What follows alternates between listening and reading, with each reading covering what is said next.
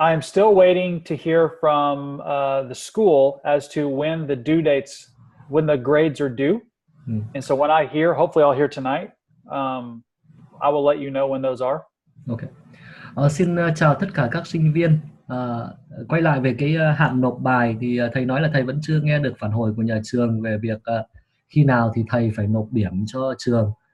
Hy vọng rằng ngày hôm nay thì trường sẽ báo lại, thì lúc bây giờ thầy sẽ xác định lại cái hạn nộp bài của các anh chị em sinh viên.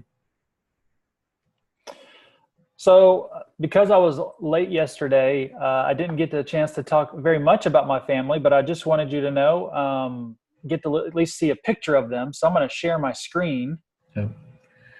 Tại hôm qua tôi vào muộn, thành nhưng không có nhiều thời gian để nói một chút với anh chị em về gia đình của tôi. Để tôi muốn làm điều đó bây giờ. Tôi muốn nhất là chiếu cho anh chị em xem cái hình ảnh đó. Let's see how I can do this. Desktop. How do I do this?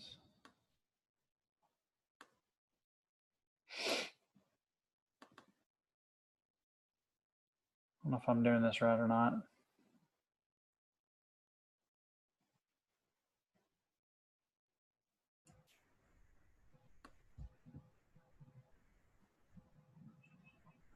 Well, where'd he go? There it is. So can you see this?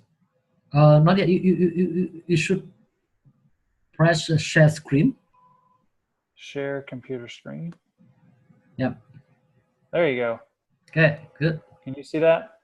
Yeah, can you close okay. I'm trying to. There we go. Can you see that? Good. Yeah, beautiful. Yeah, so that's my family. Đây là gia đình tôi ạ. And this was taken in we did a vacation to Hawaii last year. Đây là ảnh chụp năm ngoái khi trong một chuyến đi nghỉ của gia đình ở tại Hawaii. Yeah, so I've been married to my wife for 15 years and we've got 3 beautiful kiddos. Vâng, chúng tôi đã cưới nhau được 15 năm và chúng tôi có 3 đứa con. Rất dễ thương. Okay, there we go. Rồi. And also that's something you should know about me is that I'm a big fan of soccer. Okay. Và có lẽ một điều nữa mà các bạn cũng cần phải biết về tôi, đó là tôi là người rất là hâm mộ bóng đá. Does anyone recognize who this is? Không biết có ai nhận ra cái này không? Yeah, we have some fans here, I guess. Yeah, I see that picture. Absolutely. This is my team. Vâng, đây chính là đội của tôi. We got a big game tomorrow. Ngày mai có cái trận đấu rất quan trọng. But yeah, so small groups are very near and dear to my family. Nhưng mà quay trở lại với môn học thì bởi vì cái nhóm nhỏ là một cái điều gì đó rất là gần gũi và rất là quý báu đối với lại gia đình tôi. And our small group meets on Sundays at 5 p.m. Và nhóm nhỏ của chúng tôi thì nhóm lại là vào ngày Chủ nhật vào lúc 5 giờ chiều. And so right now our small group is studying Psalm 119. Và ngay bây giờ đây thì nhóm nhỏ của chúng tôi đang học Kinh Thánh là học Thi Thiên 119. And after that, I'm not sure what we're going to do. Sau đó thì tôi cũng chưa biết chắc lắm là chúng tôi sẽ làm gì. And this decision of what we will study is something all small group leaders face. Và cái quyết định về việc là chúng ta sẽ học gì trong cái phần học Kinh Thánh của trong nhóm nhỏ là cái mà những người trưởng nhóm nào, trưởng nhóm nhỏ nào cũng cần phải đối diện. And so tonight what we're going to talk about is the content of small groups. Và vì vậy buổi tối ngày hôm nay thì chúng ta sẽ nói về cái nội dung nhóm của nhóm nhỏ. But before we do that, let's pray. Nhưng mà trước khi đi vào chi tiết, chúng ta cùng cầu nguyện. God, we are grateful for tonight. Đức Chúa Trời, chúng con cảm ơn Ngài vì buổi sáng ngày hôm nay. We pray that as we study small groups, chúng con cầu nguyện được khi chúng con tìm hiểu, nghiên cứu về nhóm nhỏ, that we do not lose the feeling that you work in small groups each and every week. Thì chúng con cũng không đánh mất cái nhận thức rằng là Ngài là đấng mà hành động trong từng nhóm nhỏ của chúng con vào mỗi tuần. Your word teaches us, and the people around us help us become more like you. Lời của Ngài dạy dỗ chúng con và những người ở xung quanh chúng con giúp chúng con trở nên giống Ngài hơn. We give our time to you tonight. Chúng con dâng thời gian của chúng con buổi sáng ngày hôm nay cho Ngài. Amen. Amen. Sorry, I'm going to tell my son to go in the other room. It's okay.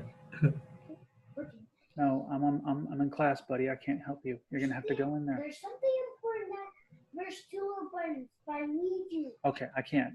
You'll have to go and figure it out. John. But what if I get something wrong? It's okay. We'll fix it. Close the door. Close the door. You'll be okay. My apologies. Tôi xin lỗi nhé. The kids are the same everywhere. They are. Okay, so your homework was to look at and think about the case studies. Bài tập về nhà của các bạn, chắc các bạn còn nhớ, đó chính là đó là xem một số những cái tình huống nghiên cứu, đúng không? So the assignment was to read the case studies on your own and answer the question. Think about the question that was at the bottom. Bài tập là đọc về cái tình huống đã được đưa ra đó và trả lời những cái câu hỏi liên quan đến cái tình huống đó. So first, let's discuss the first case study, lazy gossip. Trước hết chúng ta sẽ tìm hiểu cái tình huống thứ nhất, đó là vô tình mà mách lẻo. So if this were you, how would you handle this situation? Và nếu như bạn là trưởng nhóm, trong cái trường hợp này thì bạn sẽ xử lý cái tình huống đó, xử trí tình huống đó như thế nào?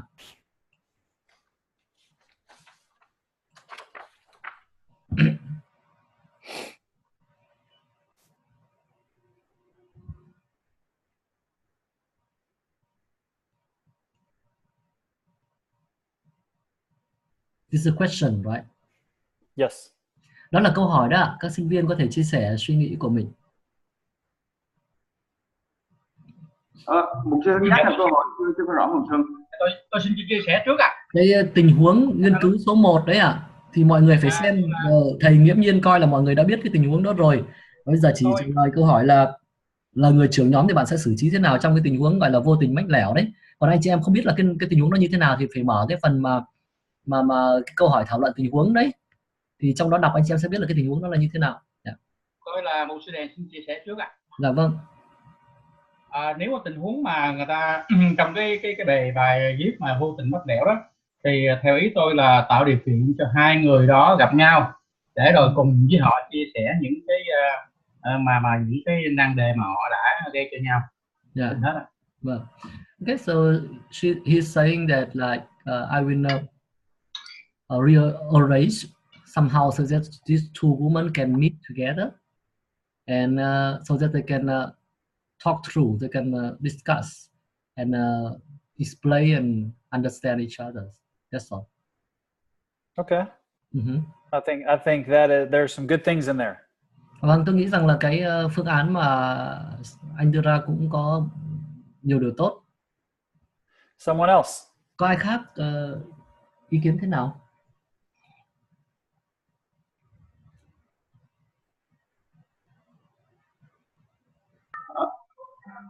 Theo tôi đó thì cái tình huống đó thì mình có thể là trước nhất là gặp từng người, gặp từng người thông công với họ để tìm được cái nguyên do đó, rồi sau đó mình mới gặp hai người để mà ba mặt một lời đó.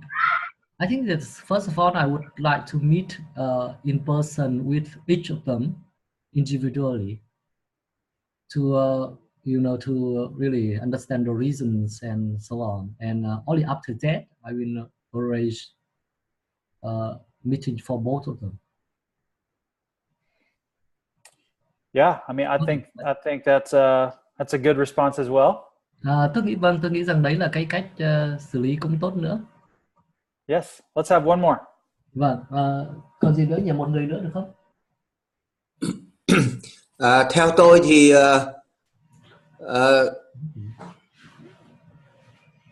Theo tôi thì có thể là có thể là gặp cái người mà mách lẻo hay là vô tình mách lẻo đó, để mình tìm hiểu cái động cơ mà anh ta nói chuyện của người này sang tai người khác, và chính cái động cơ đó là cái động cơ như thế nào để có thể xử lý một cách chính xác cái người nói, cũng như là để sau đó mới cho hai người gặp nhau, để cái người nói ra vô tình nói mách lẻo đó sẽ trình bày cái lý do hay cái động cơ của mình, hoặc là xin lỗi, hoặc là để cho người kia biết được cái động cơ có thể là tốt, giúp đỡ, cùng muốn một người khác cùng mình giúp đỡ cái người kia. Yes, I think that I would like to first to meet the woman that have lazy gossip, to understand the motive behind it, and then really when we understand the motive, we will know that she need to apologize or need to explain the situation to the other woman. Very, very nice. Absolutely. All three responses, very good. Và tất cả các câu trả lời của các bạn đều có những ý rất tốt. Something that is important to point out with this scenario có một điều quan trọng cần phải chỉ ra trong cái tình huống này is there's multiple pieces to deal with. Đó là thực ra là chúng ta đang phải xử trí với lại nhiều những cái vấn đề khác nhau, nhiều những cái mảnh ghép khác nhau.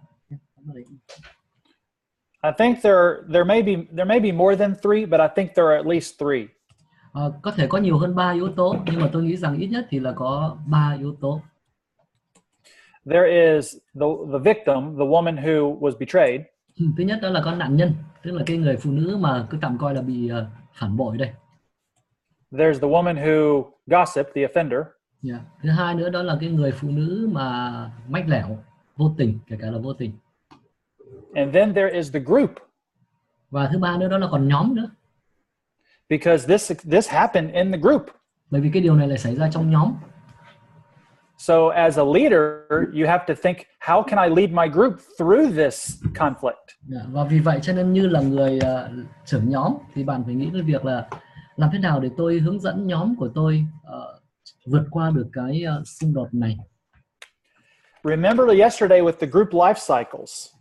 Các bạn còn nhớ ngày hôm qua khi mà chúng ta nói về cái vòng đời của nhóm nhỏ, của một nhóm nhỏ đó. So when you're talking with your group, a tool that you could use is this little visual of the group life cycles. Thì khi các bạn trò chuyện với nhóm nhỏ của mình, một trong những công cụ mà các bạn có thể dùng để giải thích cho nhóm nhỏ đó chính là cái vòng đời, mô tả cái vòng đời của nhóm. Clearly, you have to deal with the sin the woman committed. You have to deal with that. Chắc chắn rồi, rõ ràng là bạn sẽ phải xử lý với cái tội lỗi mà người phụ nữ kia đã phạm. But when talking with the group, you can let them know that you're going to storm. Nhưng mà khi nói chuyện với nhóm thì bạn sẽ cho nhóm mình biết rằng là nhóm của chúng ta chắc chắn là sẽ phải trải qua cái thời kỳ gọi là bão tố. And it's an opportunity to cast vision for the gospel and moving forward. Và đây thậm chí lại còn là một cái cơ hội để truyền đạt khải tượng và tiến về phía trước. Does anyone have questions about that? Không biết có ai có câu hỏi gì về điều này không?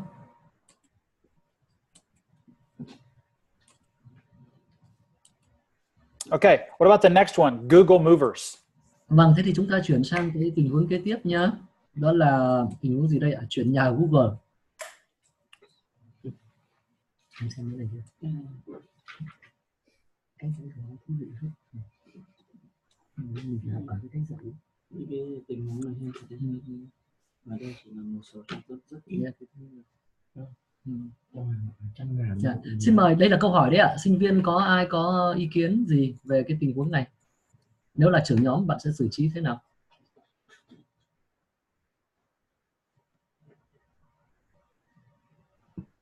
Tôi xin trả lời câu này cũng được. Chuyển nhà Google mà mọi người xem cái tình huống thứ hai đấy ạ.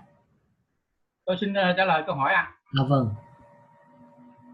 Nếu mà là có cái trường hợp này xảy ra như vậy đó, mà cái người này họ không có nêu ý kiến để mời người khác trong nhóm, thì theo tôi thì tôi là người trong nhóm đó, tôi sẽ lên tiếng kêu gọi rằng là bây giờ có người bạn mình có một công việc là cần chuyển nhà thì theo trong nhóm mình có ai rảnh rỗi để giúp đỡ người này hay không. Tôi là người trưởng nhóm thì tôi sẽ thông báo chuyện đó ra trước. I would suggest as a leader, I will inform the group that says member in our group that need to move house and anyone free so that can help a hand. So as a leader, I will take the responsibility to inform the need to the group. That's great. Yes. Great response. Vâng, đấy là một cách xử trí rất tốt. Tiếp người khác. A couple more. Một vài người nữa chia sẻ ý kiến.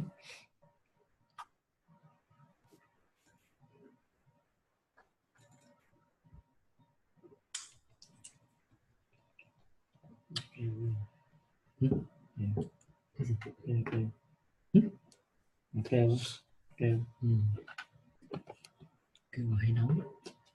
Come on, don't be shy. Nào các bạn nhanh lên ạ, đừng có nhút nhát. Toàn lão tướng này ít nói. Because they are so experienced. They're my pastors and you know.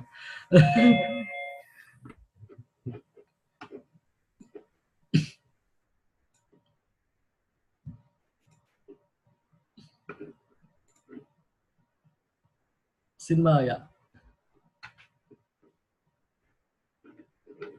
Tôi xin nói là mình là người nhóm nhỏ thì cũng như trong gia đình thôi. Ta giúp đỡ anh em mình trong lúc mà nhà hời hợt quá.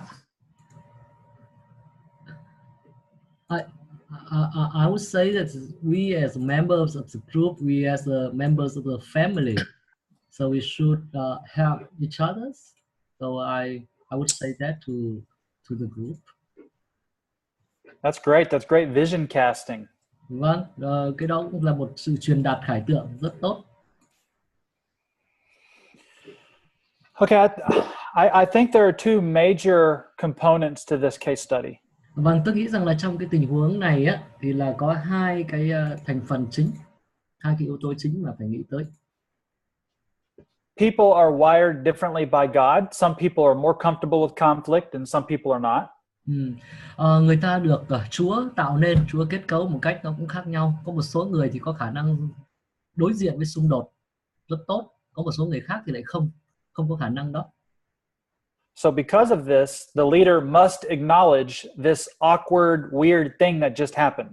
Và vì vậy cho nên người trưởng nhóm phải nhận thức rằng đây là có một cái tình huống kỳ cục nó đã xảy ra, bởi vì đơn giản là con người ta khác nhau, mỗi người có một cái cách xử lý vấn đề khác nhau. Clearly, people in the group will be uncomfortable by this, and we know that which one is it? It's Rob is now embarrassed.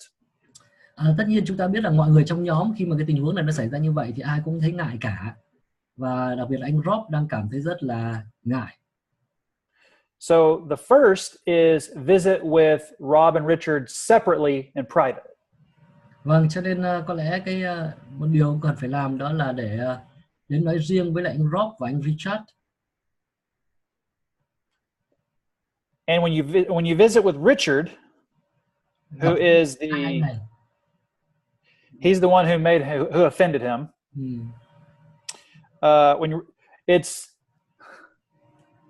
He's unaware, so you have to be delicate. Và khi bạn gặp riêng anh Richard thì anh Richard tất nhiên là người mà gây cho anh Rob bị ngượng ở đây. Thế nhưng mà anh Richard thì lại cũng chả hề biết rằng mình đã gây cho anh Rob bị ngượng. Cho nên là bạn lại cũng phải rất là nhạy cảm khi mà trò chuyện với anh Richard. So in this scenario, you want to make sure you know the personality that he has. Cho nên trong tình huống này thì cái người trưởng nhóm thực sự tốt là người mà cũng phải biết được cái tính khí của anh Richard, cái tính cách của anh ấy. And what type of relationship you have with him. Và cũng như là cái mức độ mối quan hệ mà chính cá nhân bạn là trưởng nhóm đang có cùng với anh Richard, cái mức độ quan hệ là như thế nào. There are some guys who you can say, "What's wrong with you? You offended him." Có một số người mà bạn có thể nói thẳng là cậu làm kiểu gì đó, cậu khiến cho anh kia anh bị bực rồi. And then other men who are more sensitive and you have to be more gentle. Nói thế mà vẫn không sao. Nhưng mà có những người khác thì họ lại nhạy cảm hơn, và trong trường hợp đó bạn lại phải xử trí một cách mềm mại hơn. You also have to know what his spiritual condition is. Does he know Christ or not? Bạn cũng cần phải biết được là cái tình trạng thuộc linh của anh này đang là như thế nào. Anh này thực sự đã là người biết Chúa hay chưa? Clearly, if he doesn't know Christ, then you'll treat it differently than if he does know Jesus. Chắc chắn là nếu mà anh ta chưa biết Chúa thì bạn sẽ phải đối xử với anh ta một cách khác so với lại việc là anh ta đã biết Chúa. Now, when you speak with Rob, the man who's embarrassed, Còn khi bạn mà trò chuyện với anh Rob, là cái người mà đang bị ngượng ở đây, you want to make sure you cast vision, but again, apologize for the situation. thì vâng, có thể bạn sẽ truyền đạt cái khải tượng, nhưng mà đồng thời bạn cũng xin lỗi vì cái tình huống đã xảy ra như thế. His natural reaction will be to be quiet and not speak again. Cái phản ứng tự nhiên của anh Rob theo cái cá tính ở đây nêu ra thì có lẽ sẽ là im lặng và không nói gì về chuyện này nữa. So as a leader, Anh để yên anh làm, không em nói cái là anh mất nghe ngay. Vâng, và là người trưởng nhóm.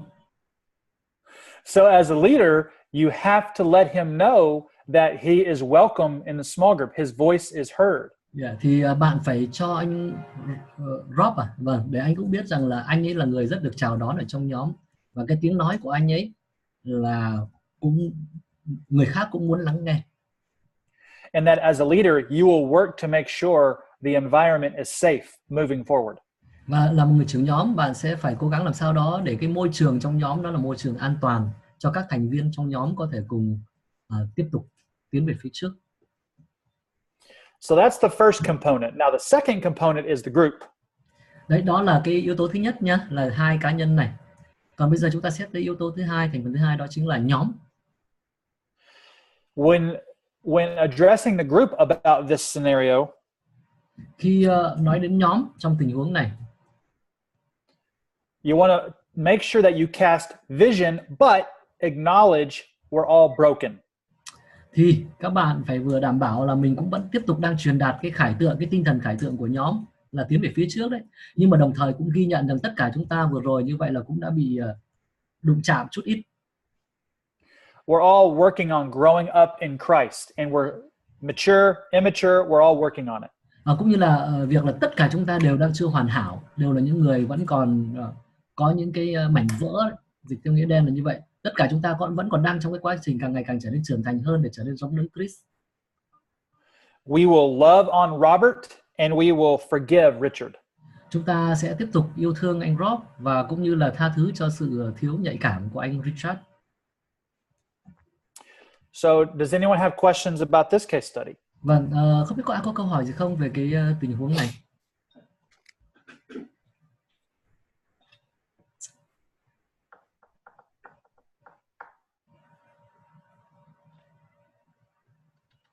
Okay, so let's move on to a really tough one. Think again.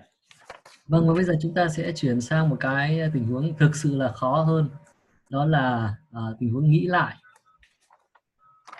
Okay, as a leader, how would you handle this situation? Vâng, là người trưởng nhóm, bạn sẽ xử trí tình huống này như thế nào? Tôi xin có chút ý kiến. Thì cái nhóm này của chúng ta thì đã cho đầu đề bài là đã khá kết nối. Thì tôi nghĩ những cái chủ đề hút thuốc, uống rượu, rồi ở Việt Nam chẳng hạn, nó sẽ có những chủ đề như kiểu thờ cúng, đi đám tang như thế nào, chắc chắn người ta sẽ gặp cái chuyện đó, và cái quan điểm nó cũng rất là khác nhau. Và nhưng mà vì chúng ta đã kết nối rồi cho nên tôi nghĩ là có thể buổi đó chúng ta sẽ thảo luận về cái chủ đề uống rượu. Tất nhiên là người trưởng nhóm thì anh phải nắm khá tốt về cái thần học về cái chủ đề đó, sau đó cùng chia sẻ. Chắc chắn sẽ có nhiều ý kiến, nhưng mà nhóm mình đã khá kết nối thì có thể để đưa ra một cái kết luận theo tinh thần Kinh Thánh được, để giúp đỡ nhau. Dạ, đấy là ý kiến tôi ạ. So he's saying that like because the group here is somewhat connected group already, so I'm sure that the members know each other quite well, And of course, this is quite like alcohol and so on is quite controversial issue. And I think this would be a great opportunity for the group to discuss about this controversial issue.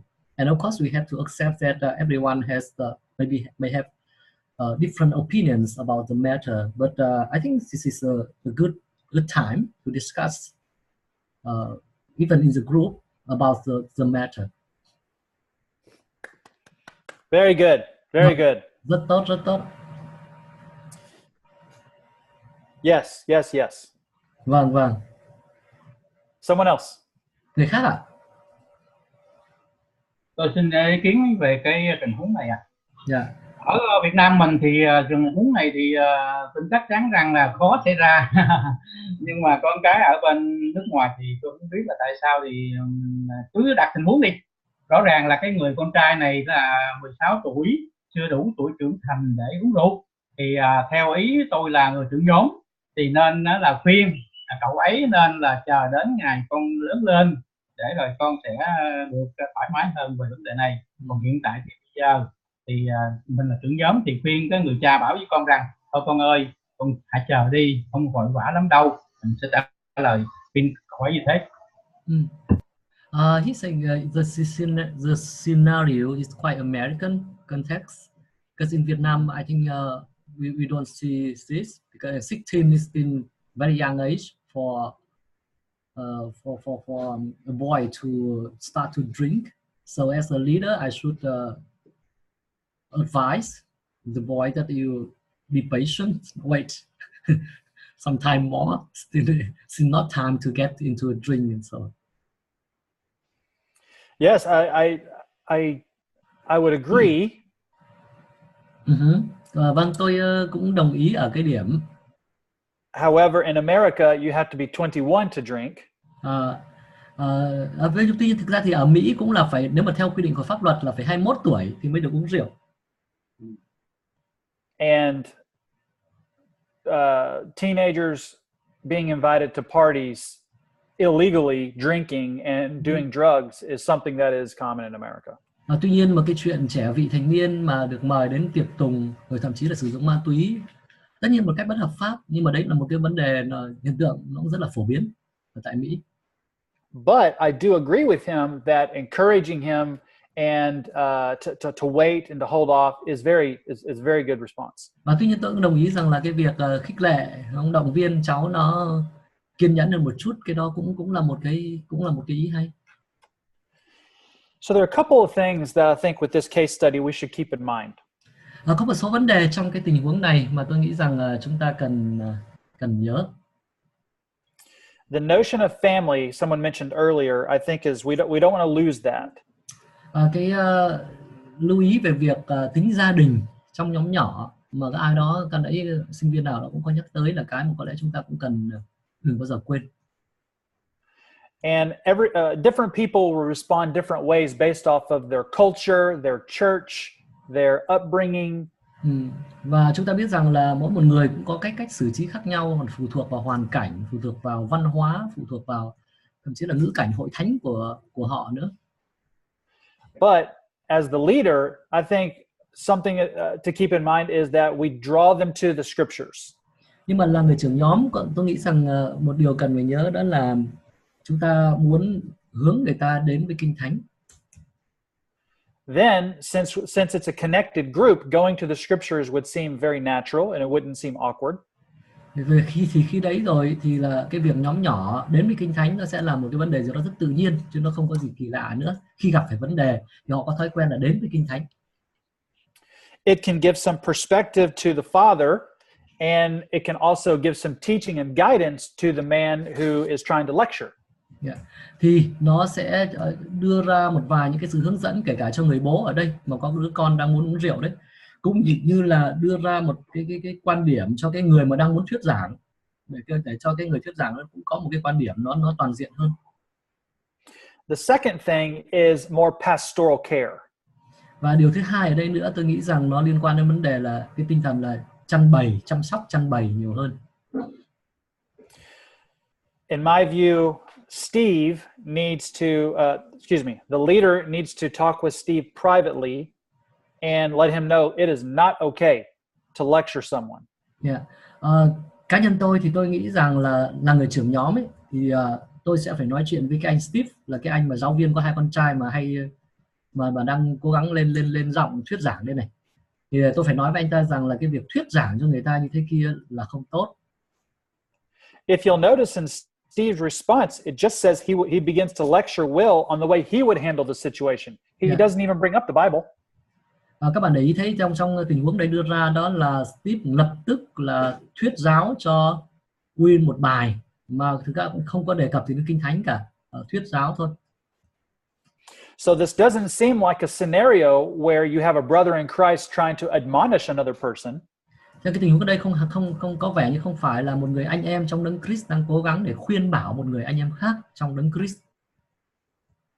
So as the leader, you can go to Steve and tell him it is not okay and he owes Will an apology.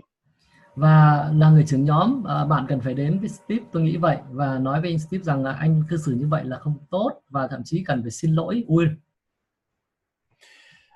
I think if there's no apology, then the environment is not safe for Will. Tôi nghĩ rằng ở đây nếu mà không có cái sự xin lỗi thì cái môi trường của nhóm nhỏ ở đây nó sẽ trở nên không được an toàn đối với anh Will nữa. Anh Will sẽ cảm thấy trong nhóm nó không được an toàn, không được thoải mái. And then it will cease to be a family because families are safe. Và thậm chí sau đó nó cũng sẽ ảnh hưởng trên cả gia đình của anh ấy nữa. Are there any questions on this case study? Và nhóm nhỏ thì nó như vậy thì nhóm nhỏ nó không có cái môi trường an toàn như một gia đình nữa, tại vì rõ ràng là trong gia đình thì nó phải có một cái môi trường an toàn. Không biết có câu hỏi gì nữa không ạ?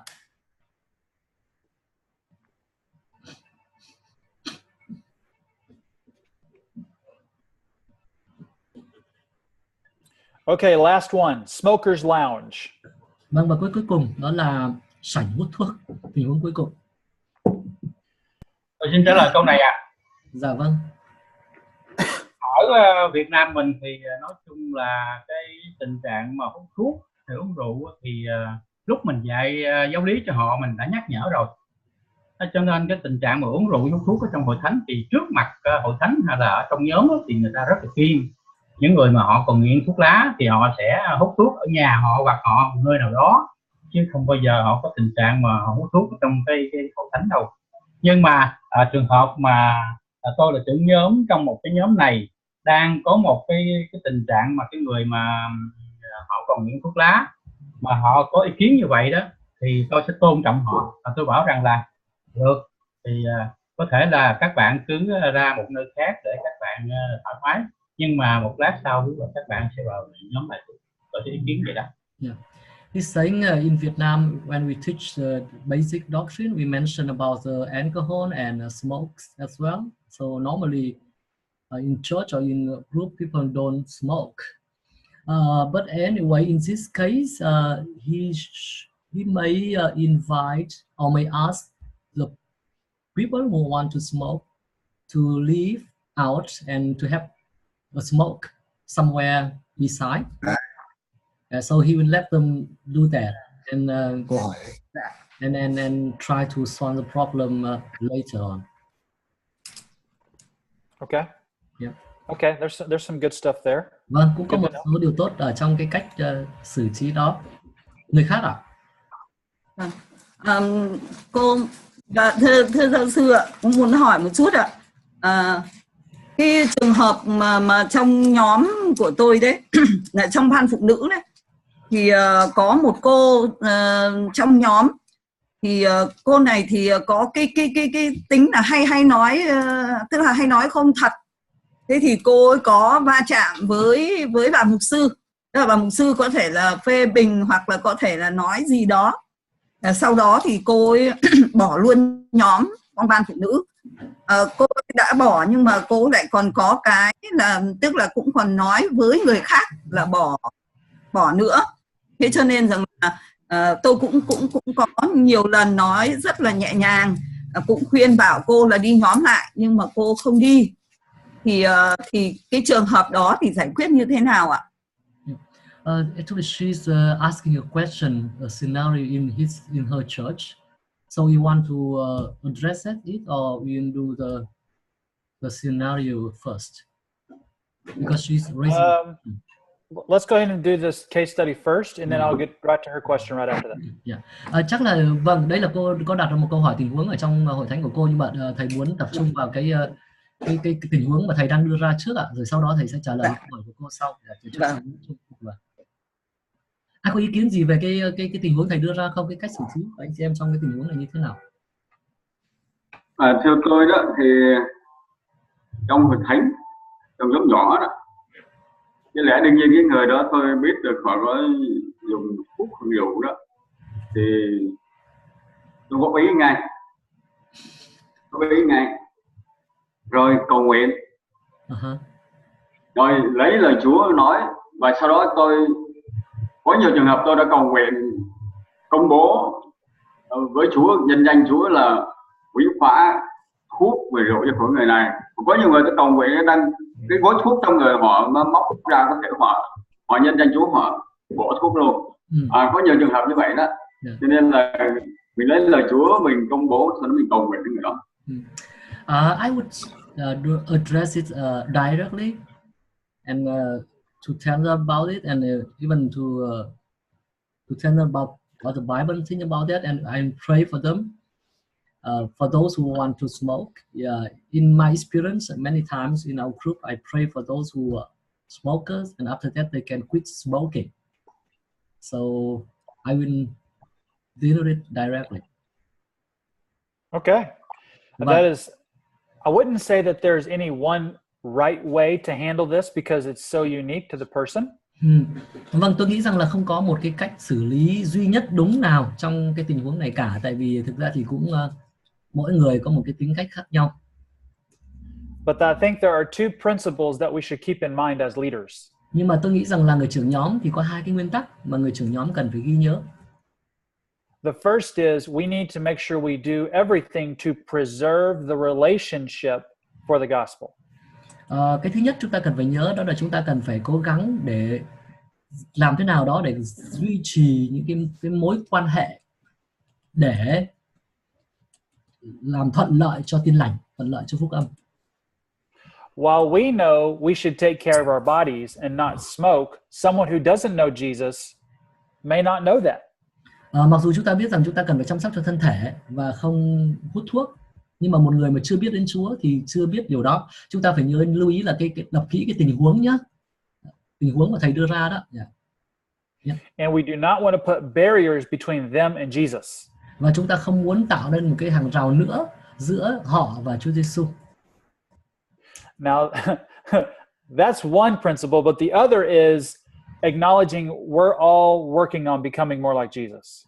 Đấy là một vấn đề, là một khía cạnh mà chúng ta cần phải nhớ. Nhưng khía cạnh nữa chúng ta cần phải nhớ là tất cả chúng ta thực ra cũng đều đang trong cái quá trình tiếp tục làm việc, tiếp tục hoàn thiện để trở nên giống Chúa hơn.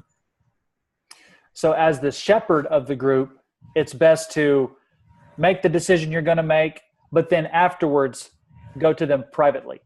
Cho nên như là cái người chăn bầy của nhóm ở đây thì tôi nghĩ rằng tất nhiên bạn cần phải làm cái quyết định tùy theo cái cách xử trí của bạn ở đây, nhưng mà sau đó có lẽ là phải đến riêng với từng trường hợp ở đây.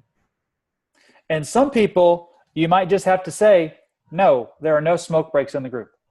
Có một số người bạn có thể đơn giản phải nói thẳng, không, trong nhóm của chúng ta sẽ không có hút thuốc. But don't say it in public because it could embarrass them and make them feel bad for coming. Tuy nhiên cũng nhạy cảm để đừng có nói cái điều đó trước mặt bao nhiêu người khác, đôi khi sẽ khiến cho người kia cảm thấy ngại và lần sau không dám đến nhóm nữa. So, I hope these case studies sparked some meaningful discussions amongst you and your family. Tôi hy vọng rằng là những cái tình huống đưa ra đây cũng có thể châm ngòi cho một số những cái cuộc trò chuyện, thảo luận có ý nghĩa trong nhóm hoặc là trong gia đình của các bạn. Because every one of them were true. Because what? All of the case studies were true. They were not made up. Okay. Bởi vì tất cả những cái tình huống này mà tôi đưa ra đều là những tình huống có thật đấy ạ, không phải tình huống bịa đâu.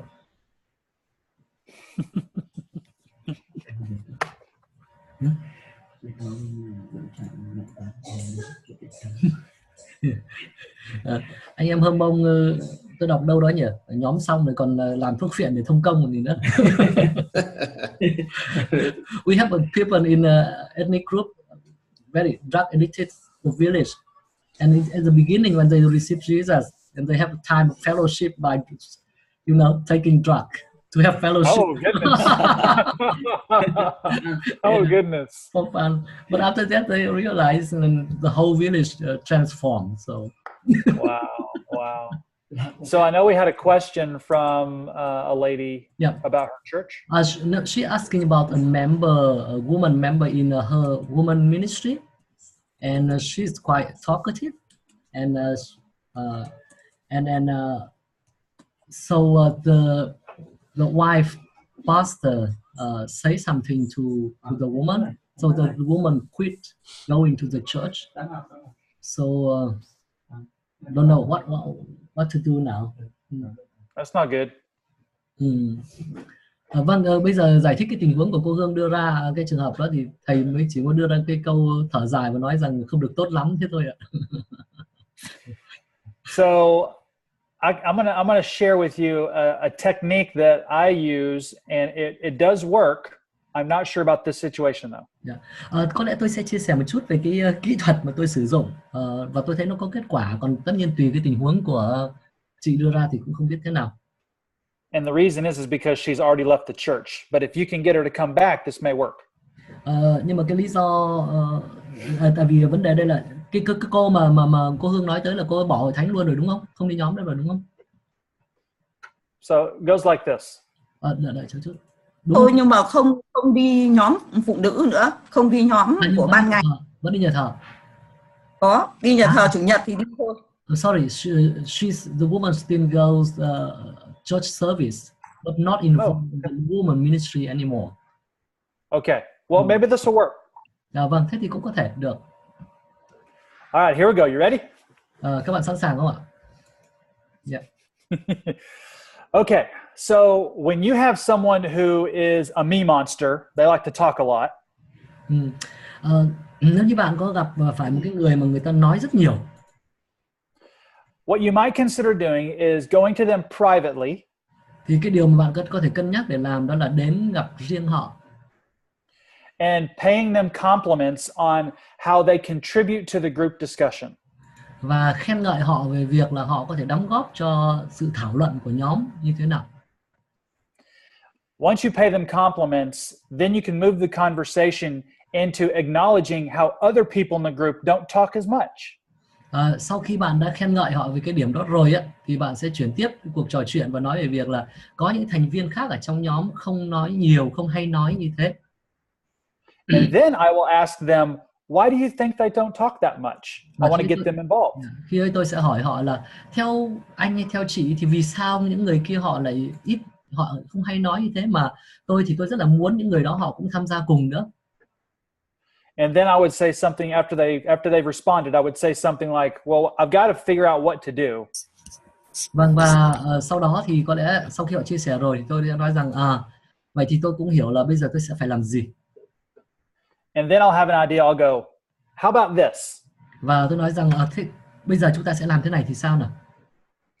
How about the next time we're having a discussion around the scriptures and you're ready to talk, you hold back. Thế này nhé, nếu mà lần tới này khi mà chúng ta chuẩn bị thảo luận Kinh Thánh, đến đúng giờ nhóm thảo luận Kinh Thánh và bạn đang chuẩn bị nói rồi thì bạn kìm lại một chút, từ từ đã, đợi một chút. And whenever we have the silence, I will look at you and I'll wink. Và khi nào mà chúng ta trong nhóm chúng ta tự nhiên trở nên im lặng ấy, thì tôi sẽ nhìn về phía bạn, tôi sẽ nháy mắt. And that'll be our little cue that we're working on this together. Vâng, và đây là cái cách để chúng ta, đây là cái dấu hiệu để cho chúng ta cùng xử lý để cho cái tình hình thảo luận của nhóm nó được tốt hơn. Now, once you try that and you live that a little bit, khi bạn đã thử cái đó rồi, thử cái cách đó rồi, then that usually will solve the problem. But if it doesn't, thì thông thường tôi thấy rằng cái cách đó nó giải quyết được vấn đề với cái người nói nhiều đó. Nhưng mà nếu như kể cả nó không giải quyết được, then that gives you the flexibility to go to them privately and say, I thought you were going to help me. Why are you talking all the time? Thì lúc bây giờ bạn có thể đến gặp người đó và nói rằng chúng ta đã trò chuyện với nhau rồi, tôi cứ nghĩ là cậu sẽ giúp tớ chứ sao lúc nào cậu cũng cứ nói suốt ấy. Đã nói thế rồi bây giờ vẫn cứ nói suốt. So the posture, so to speak, is now they're on your team versus they're against you. Can you repeat the whole sentence? As the connection was so what we've created is this person is now working with you versus working against you. Nhưng khi mà chúng ta xử lý như vậy thì chúng ta sẽ nhận được cái này, đó là cái người kia bây giờ sẽ cùng làm việc với bạn chứ không có làm việc, không có chống lại bạn nữa. Tức là hai bên bây giờ là một đội chứ không phải là đối kháng với nhau.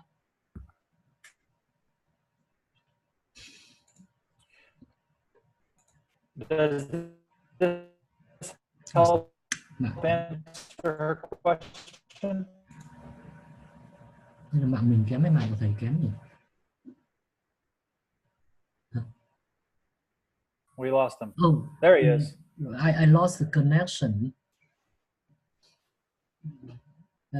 The connection was lost for a while, so I guess you can repeat the last sentence, and maybe we have to have break time. Yes. I was asking if it answered her question. Tôi không biết là cái phần của thầy trình bày như vậy có trả lời cho câu hỏi cho cô Hương chưa ạ?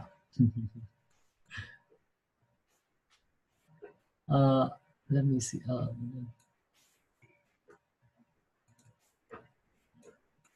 It's okay. Cô Hương nhỉ? Chỉ cần cái microphone nó bị im. Cô Hương đâu rồi? Cô Dạ, Hương... có đấy. Vậy, thank you. Yeah. Thank you. Okay, so we take break.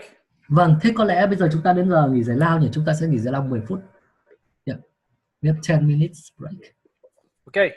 Vâng, chúng ta sẽ nghỉ giải lao 10 phút anh chị em nhé. We good? Vâng, tôi muốn bắt đầu bằng câu hỏi. Yep. What is the most impactful small group material you have ever experienced in a small group?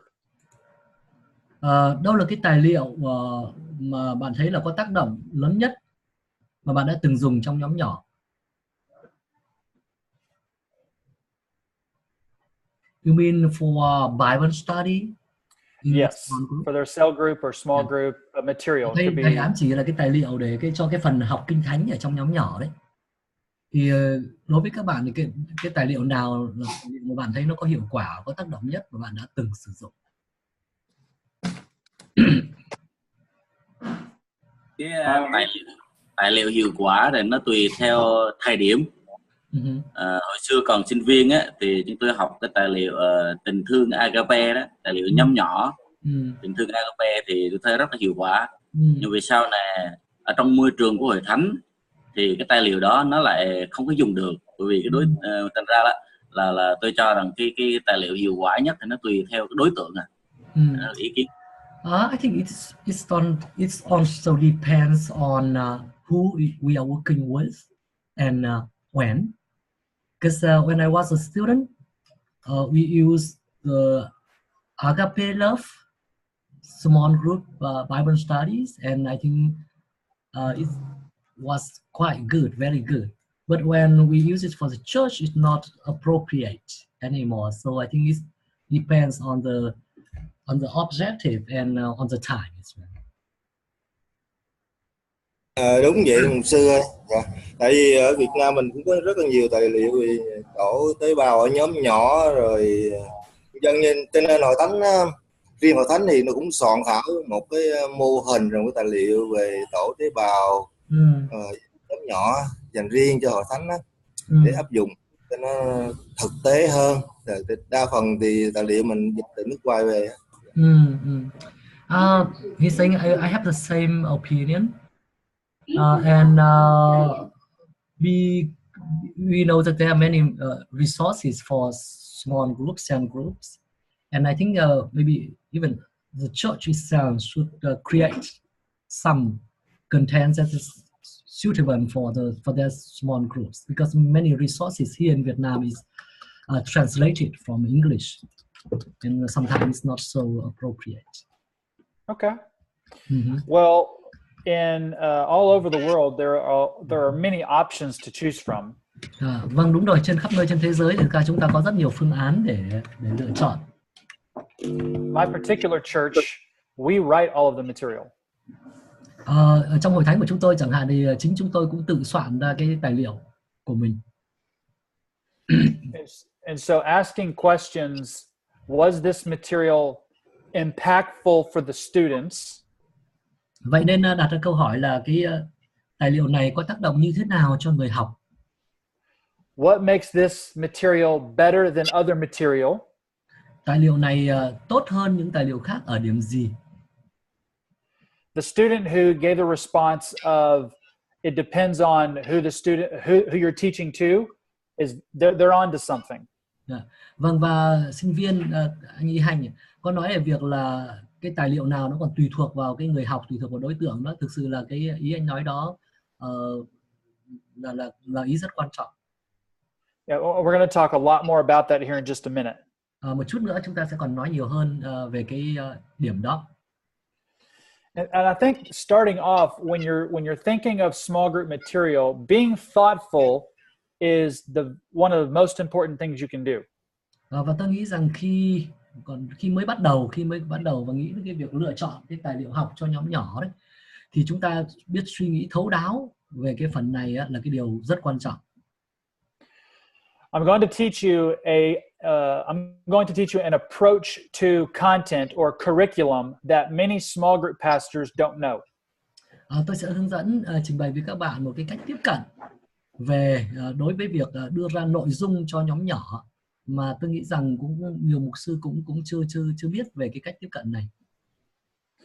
And more people are discussing this approach, and so they're on the cutting edge. Và ngày nay cũng đang có càng ngày càng có nhiều người đang bàn luận về cái cách tiếp cận này, cho nên có thể nói là nó cũng tương đối thức thời. So to get us started, we need to ask the question, what is curriculum in the first place? Nên trước khi chúng ta bắt đầu thảo luận thì chúng ta lại phải đặt ra cái câu hỏi là, nói chung thì cái chương trình, ở đây thầy dùng cái từ là chương trình môn học, nhưng mà nói chung là giống như là cái chương trình dạy trong nhóm tế bào nó là cái gì đã? The majority of pastors, at least in America, when you say the word curriculum, they think the material small groups study. Khi mà nghe đến cái chương trình ở đây thì đa số các mục sư, ít nhất ở Mỹ, thì họ cứ nghĩ rằng là họ nghĩ đến cái tài liệu mà họ sẽ dùng trong việc học ở trong nhóm tế bào, nhóm nhỏ. But it's so much more than that. Nhưng mà khi nói đến cái chương trình môn học hay chương trình đào tạo ở đây thì nó rộng hơn thế nhiều. Curriculum comes from a Latin word which means to run. Bản thân cái từ chương trình môn học trong tiếng Anh là curriculum, dịch ra từ trong tiếng Latin, nó có nghĩa là một cuộc chạy. So what we're going to learn tonight is how to construct a curriculum plan. Cho nên cái điều mà chúng ta sẽ học buổi tối ngày hôm nay đó là làm thế nào để chúng ta đưa ra được một cái kế hoạch cho cái chương trình học. And we will look at the components, the parts that make up the plan. Và chúng ta cũng sẽ xem để các cái thành phần để tạo nên một cái kế hoạch đó. So in small group ministry, a curriculum plan is very similar to a map. Có thể nói rằng việc lập cái chương trình môn học cho nhóm nhỏ nó rất là giống với cái việc chúng ta vẽ bản đồ.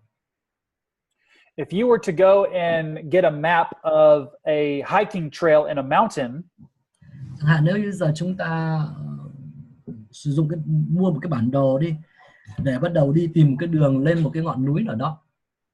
It would show you where the trails are, where the bridges are, where the restrooms are. Thì nó sẽ chỉ cho các bạn biết chỗ nào là có cầu, chỗ nào là đường ra làm sao, chỗ nào là có suối, để chỉ cho bạn đi lên trên ngọn núi đó. And everything that makes up that map is your curriculum plan. Và có thể nói là tất cả những cái thứ mà tạo thành cái đường đi cho cái bản đồ như vậy, đó là những cái phần mà tạo nên cái kế hoạch cho chương trình môn học mà bạn sẽ dùng ở trong nhóm nhỏ. So when you think of a curriculum plan as I've described it, what are some things you think are a part of that plan? Thế thì khi mà nghĩ đến cái kế hoạch cho phần dạy trong nhóm nhỏ của các bạn ấy, như là tôi vừa mô tả như nhóm tế bào, thì các bạn nghĩ tới những cái thành phần nào? Trong đầu các bạn nghĩ tới những cái yếu tố nào cần phải có, thành phần nào cần phải có? Any guesses? Các bạn có ai có đưa ra phán đoán gì không?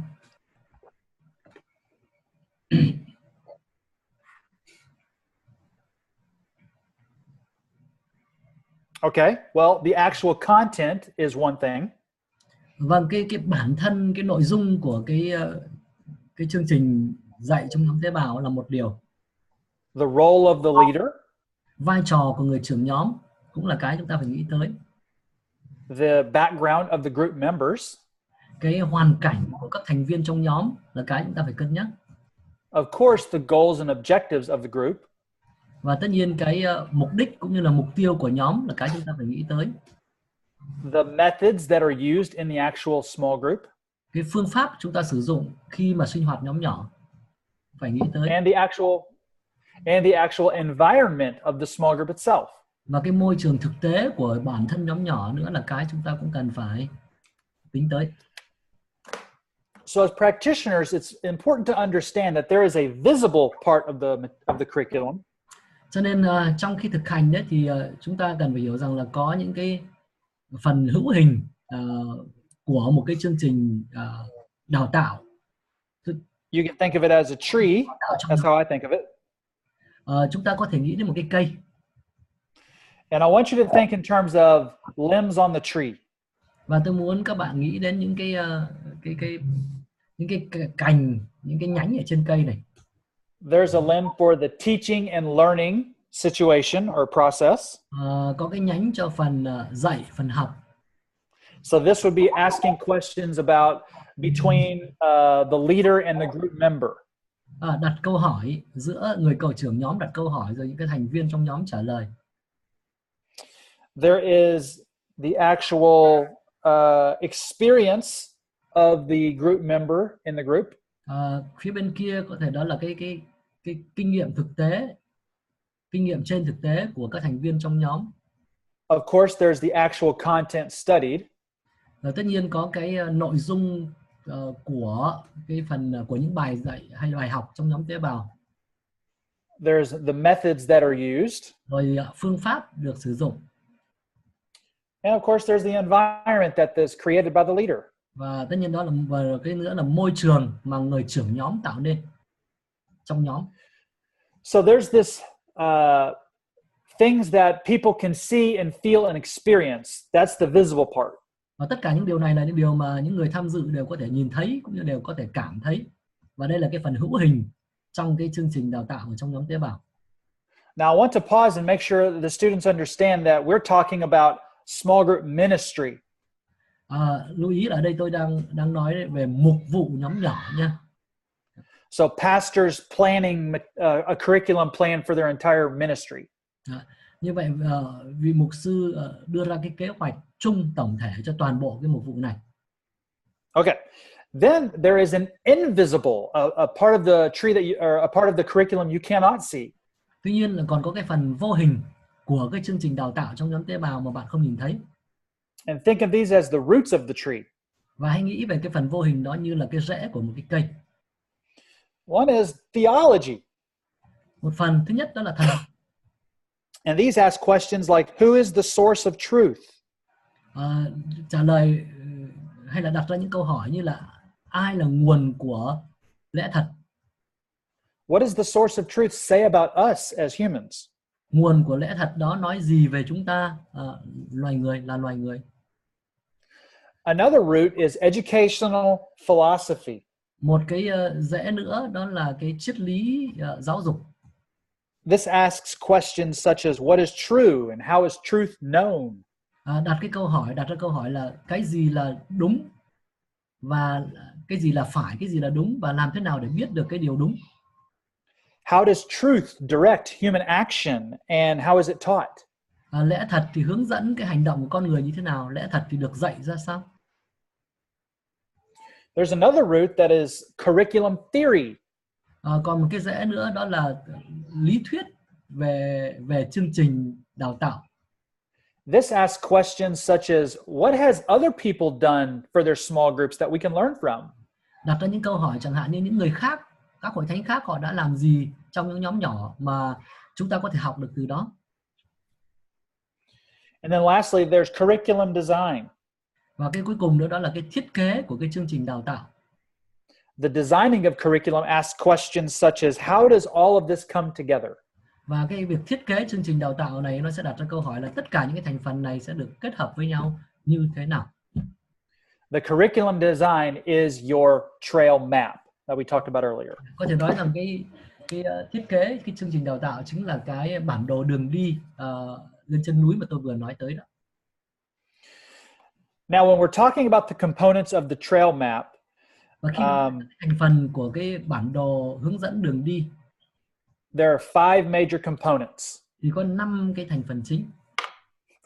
Believe me when I tell you this, that if you have all 5, then you will be way further ahead than most people that have small group ministries. Xin hãy tin tôi, nếu khi tôi nói rằng là nếu mà các bạn tự xét cái hệ thống nhóm của các bạn bây giờ mà các bạn có đủ 5 cái thành phần này á, thì là các bạn tiến bộ hơn nhiều rồi đấy, so với rất nhiều những nơi, mặc dù kể cả so với rất nhiều những nơi đang thực hành một vụ nhóm nhỏ. So just to give you an example, I went to a conference last year at Saddleback Church. Tôi đưa ra một ví dụ này thôi. Năm ngoái tôi có tham dự hội nghị tại cái hội thánh Saddleback, hội thánh ở chỗ Carroll. And I was asking small group pastors about their curriculum. Và tôi có hỏi những cái vị mục sư nhóm nhỏ, mục sư phụ trách nhóm nhỏ của họ đó, về trong cái hội nghị đó, về cái chương trình đào tạo trong nhóm nhỏ của họ. No one puts this much thought into their curriculum. Và tôi thấy rằng là chưa ai nghĩ nhiều như vậy về cái chương trình đào tạo trong hệ thống nhóm nhỏ. And they all have issues that are, they all struggle because they don't put this much thought into it. Và tất cả họ, tôi thấy rằng đều có những cái vấn đề đang phải tranh chiến, đang phải vật lộn cả. Tại vì họ chưa suy nghĩ thực sự nhiều về cái chương trình đào tạo trong hệ thống nhóm nhỏ. So this takes, these 5 things come from the best of Christian education and the science of learning. Có thể nói 5 cái yếu tố này nó được chắt lọc từ những cái học thuyết tốt nhất về giáo dục cơ đốc và khoa học về việc học tập. All right. So the first component is your goals and objectives. Cái thành phần thứ nhất này, đó là mục đích và mục tiêu. And we talked about that last night, so we won't talk about it again. Chúng ta đã nói về cái điều này ngày hôm qua rồi, cho nên bây giờ chúng ta không nhắc lại.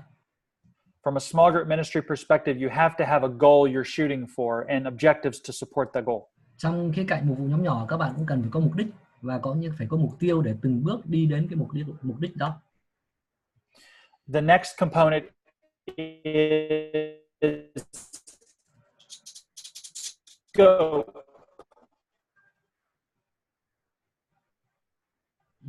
Which is everything that can be studied. Did you get me? You froze up. Yeah, please repeat last sentence. Yeah. Yes. So the second component is scope, which is everything that could be studied. Yeah. Và cái thành phần thứ hai mà bạn phải tính tới đó chính là cái phạm vi. Tức là cái gì, phạm vi đây bao gồm tất cả những gì mà các bạn có thể học, có thể nghiên cứu. The third is the methods. Cái thứ ba đó là cái phương pháp. Think about it. You don't drive a nail with a stick of butter.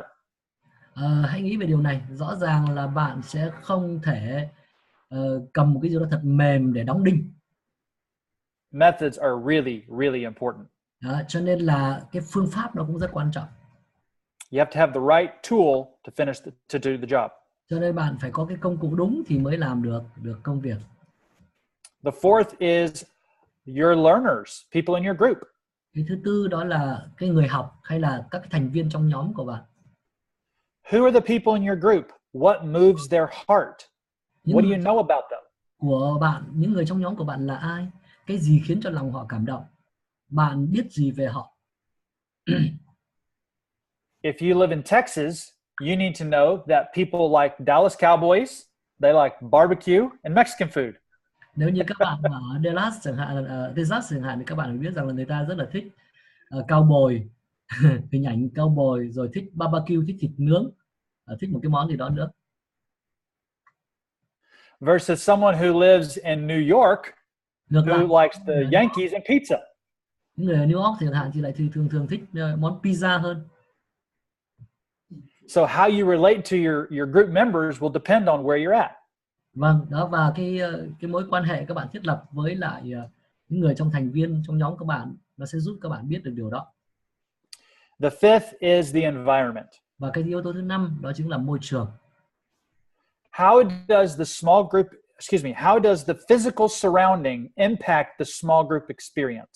Cái môi trường vật lý xung quanh nó tác động trên các cái nhóm nhỏ, trên cái bầu không khí ở trong nhóm nhỏ như thế nào? At my church, we have small groups who their home is too small, so they meet at a McDonald's or a Starbucks.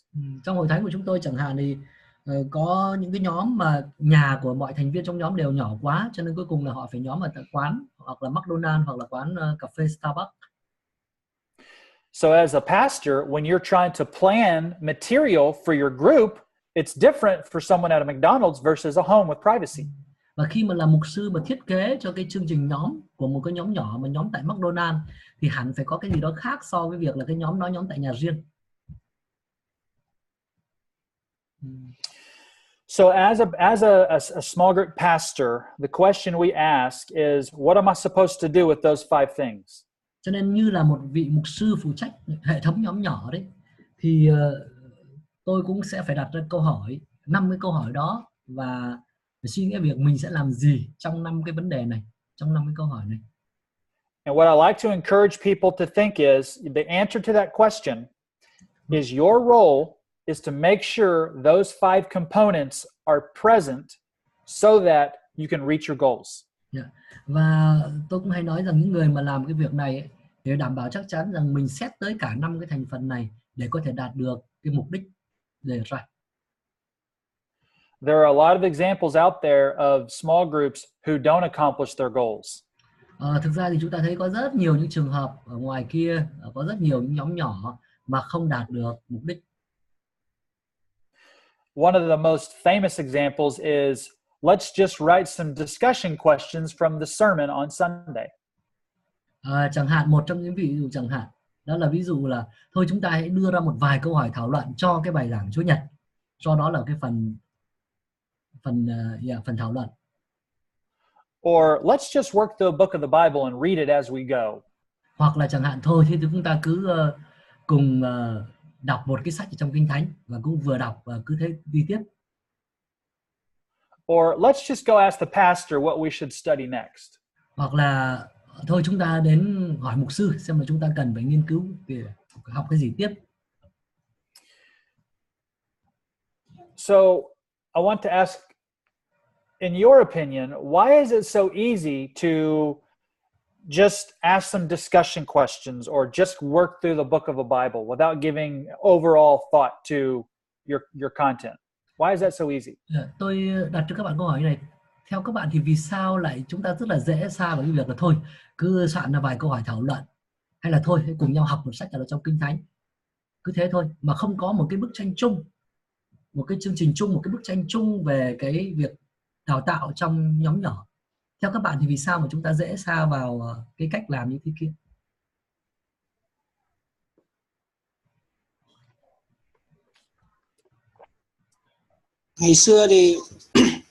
Ngày xưa thì em nói chung thì đối với hội thánh em thì em thấy những trường hợp như vậy thì chủ yếu có một nguyên nhân là nhiều lúc lười là một này, thiếu sự chuẩn bị, là cũng không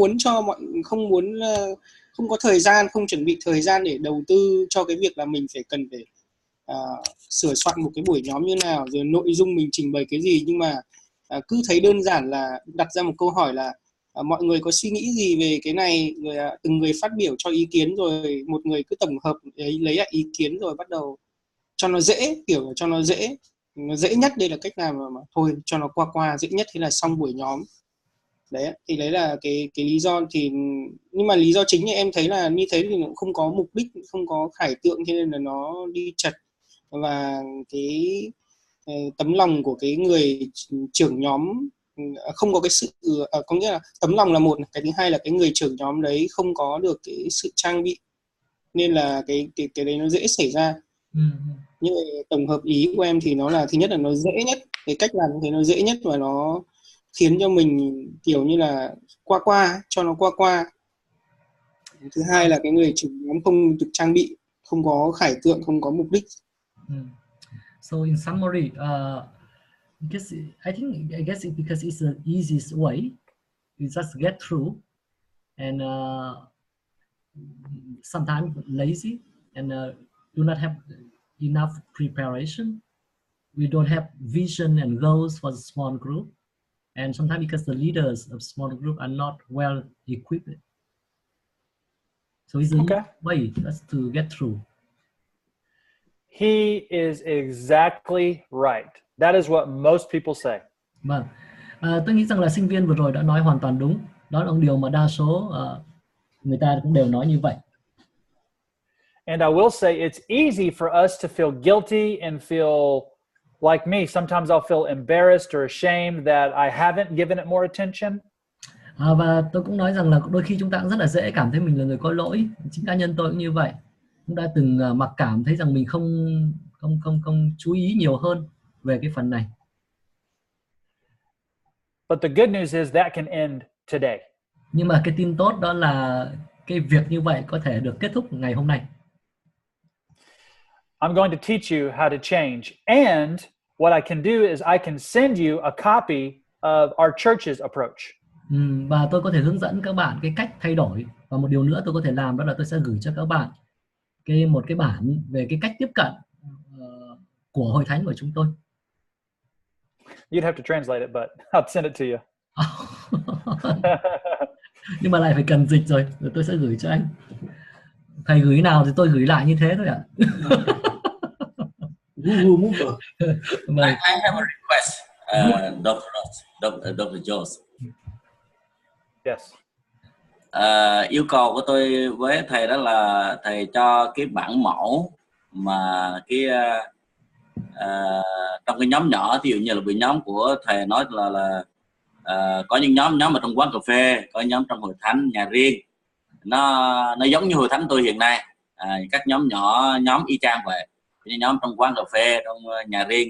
Thành ra mỗi nhóm như vậy đó, chúng tôi học cùng một tài liệu giống nhau hết. Chúng tôi học cùng tài liệu giống nhau.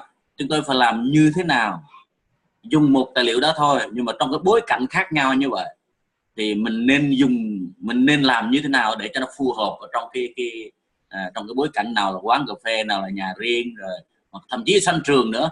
Thì chúng tôi thầy có những gợi ý hoặc là có cái mẫu nào về những cái hoạt động của nhóm này kia, của thầy đã từng có kinh nghiệm đó, thì có thể giúp đỡ đó.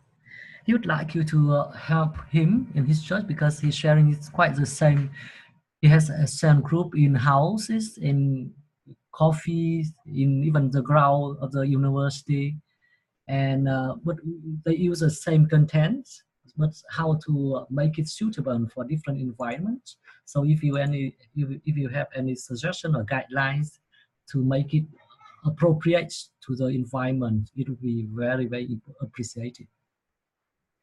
So is he wanting some help offline, like after class? Yes, maybe send it. Okay. To him. Yeah. Well, okay. Let me make a quick note. Yeah.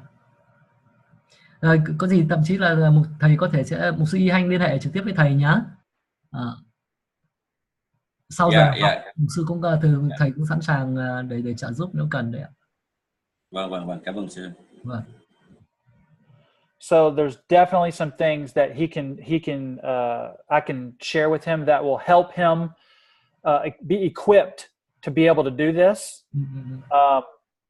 Vâng, tôi nghĩ rằng là cũng chắc chắn là sẽ có một số thứ mà tôi có thể giúp đỡ được anh để trang bị tốt hơn trong vấn đề này.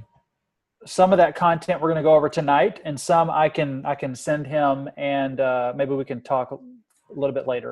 Một số cái tôi có thể trình bày ngay trong buổi sáng ngày hôm nay, cũng có một số điều tôi sẽ có thể gửi sau và trò chuyện thêm sau. Em thì em xin có một ý kiến không ạ?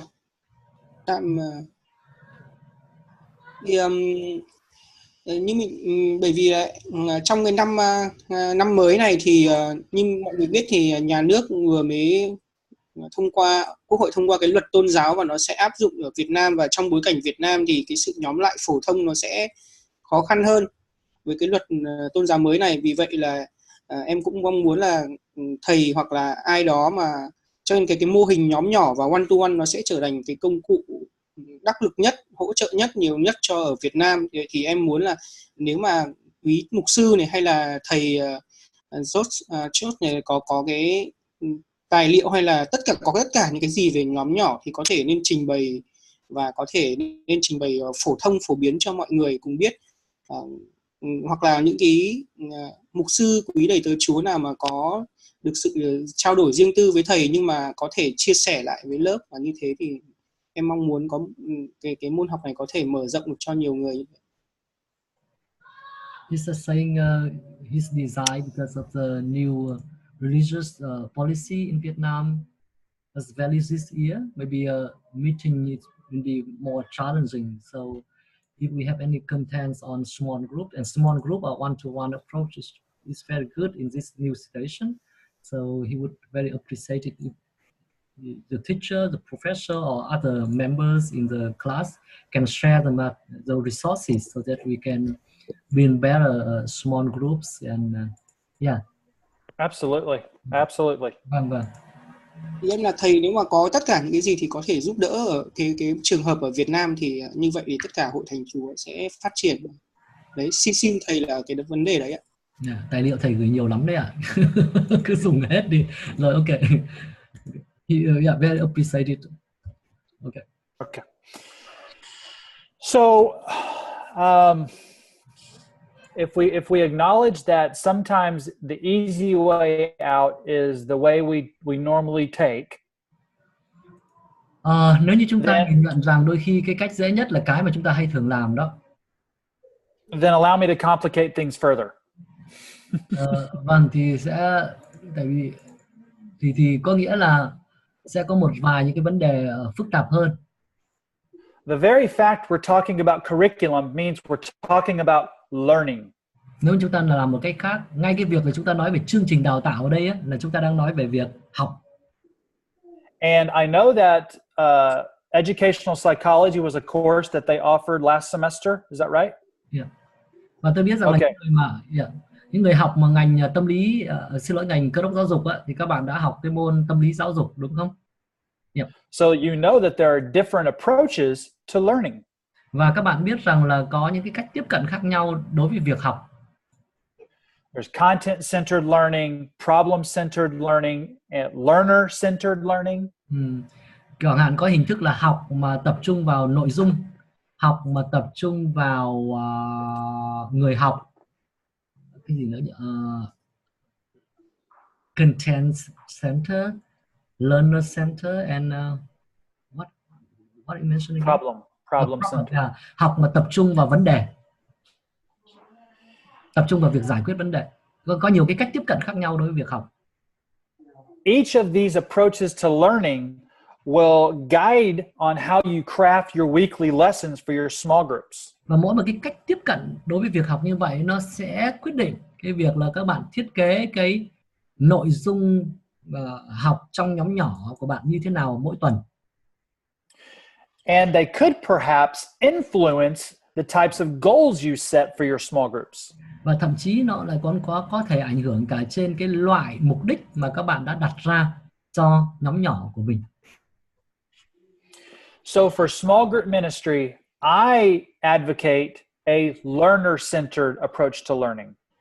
Và đối với lại mục vụ nhóm nhỏ thì tôi chủ trương, tôi cổ suý là cái cách tiếp cận việc học lấy người học là trung tâm.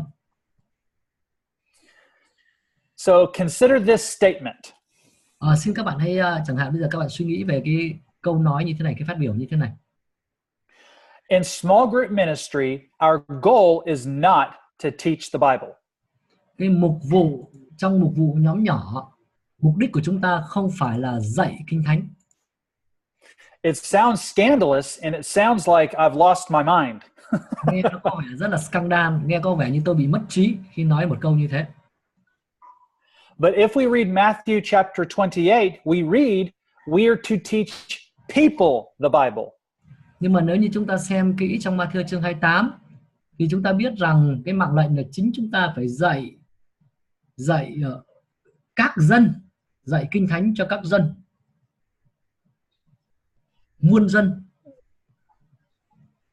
We're called to make disciples by teaching them to obey Jesus's commands. Chúng ta được kêu gọi là môn đệ hóa muôn dân bằng việc dạy họ những điều răn của Chúa Giêsu. Our focus is not teaching the scriptures. Our focus is to teach people the scriptures. Như vậy cái sự trọng tâm của chúng ta không phải là dạy kinh thánh mà là dạy muôn dân kinh thánh. So if people are our focus, then it makes sense for us to know how they learn. Và nếu như con người, dân hay con người là cái trọng tâm của chúng ta thì có lẽ chúng ta cần phải để ý là người ta học như thế nào. Now I don't want to talk a lot about educational psychology. You already had that course. Tôi không muốn nói nhiều về tâm lý giáo dục, các bạn đã học cái môn đó rồi. But I do think a common understanding amongst all of us students is important. Nhưng mà tôi nghĩ rằng là các sinh viên chúng ta hiểu được điều đó cũng là rất quan trọng đấy. I'd like to ask, what does learning mean? Cho nên vì vậy cho nên tôi muốn hỏi một câu như thế này. Học nghĩa là gì?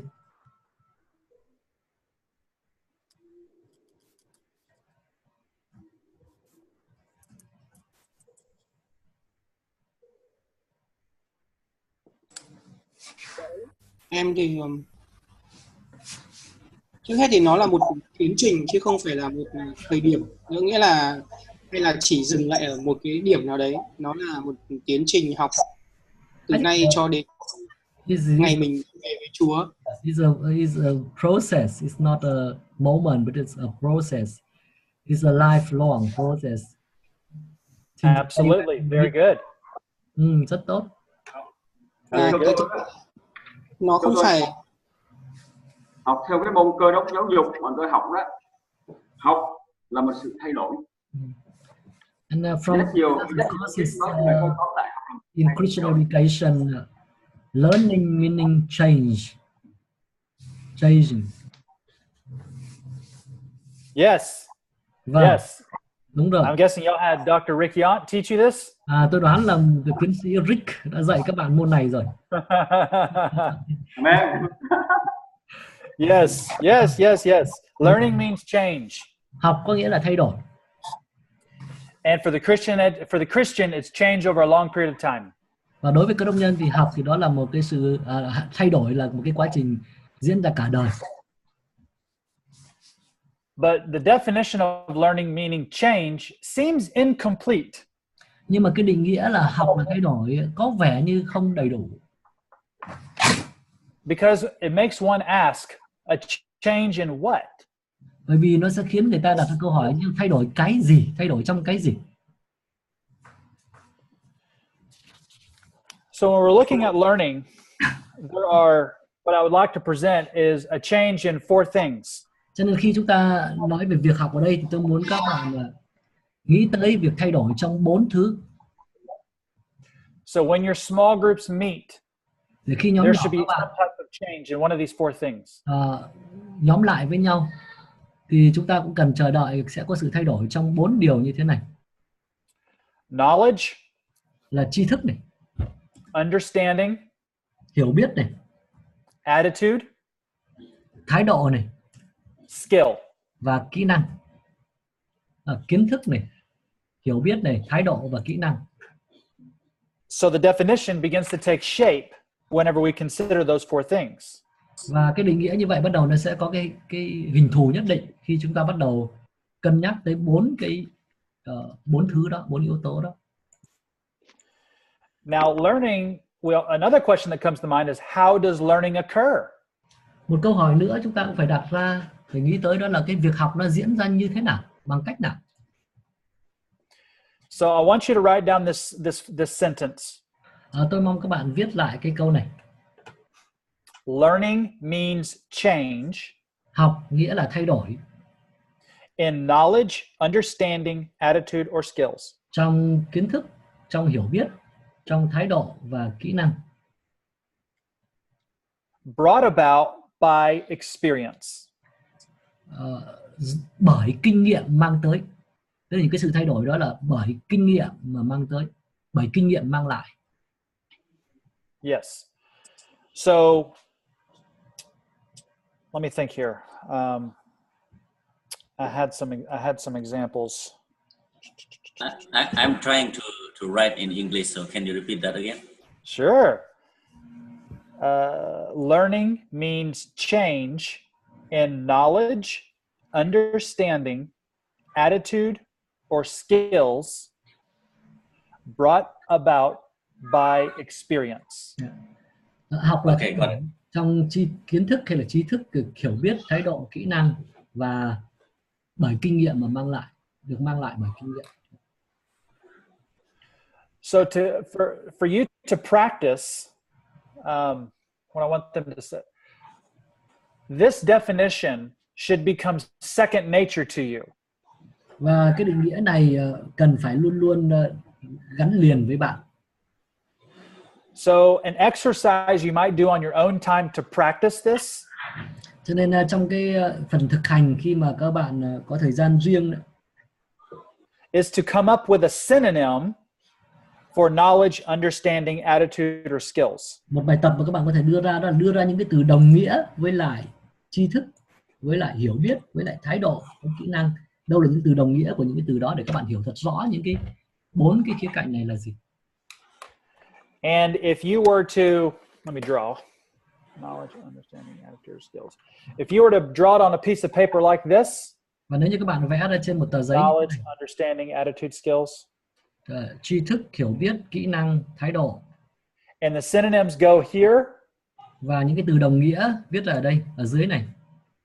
And then you write the definition of learning in all sorts of different ways. Và bạn viết ra cái định nghĩa của việc học trong những cách khác nhau. It's going to give you a really deep understanding and ability to know exactly what you're trying to accomplish in your small groups. Thực sự là khi chúng ta bạn làm bài tập này, nó sẽ giúp các bạn hiểu sâu sắc hơn về việc học và có giúp các bạn hiểu rõ hơn việc là bạn muốn đạt được điều gì trong cái hệ thống đào tạo nhóm nhỏ của bạn. Without having to go to your notes every day. Pardon? Without having to look into your notes in your notebook every day. Ngày nào cũng cần phải xem lại cái phần ghi chú của mình. So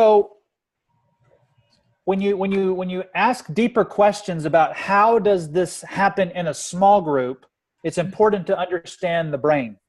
Cho nên khi các bạn đặt những câu hỏi như thế này trong nhóm nhỏ thì có lẽ một điều quan trọng nữa là chúng ta cũng cần phải hiểu về cái não bộ của chúng ta nữa.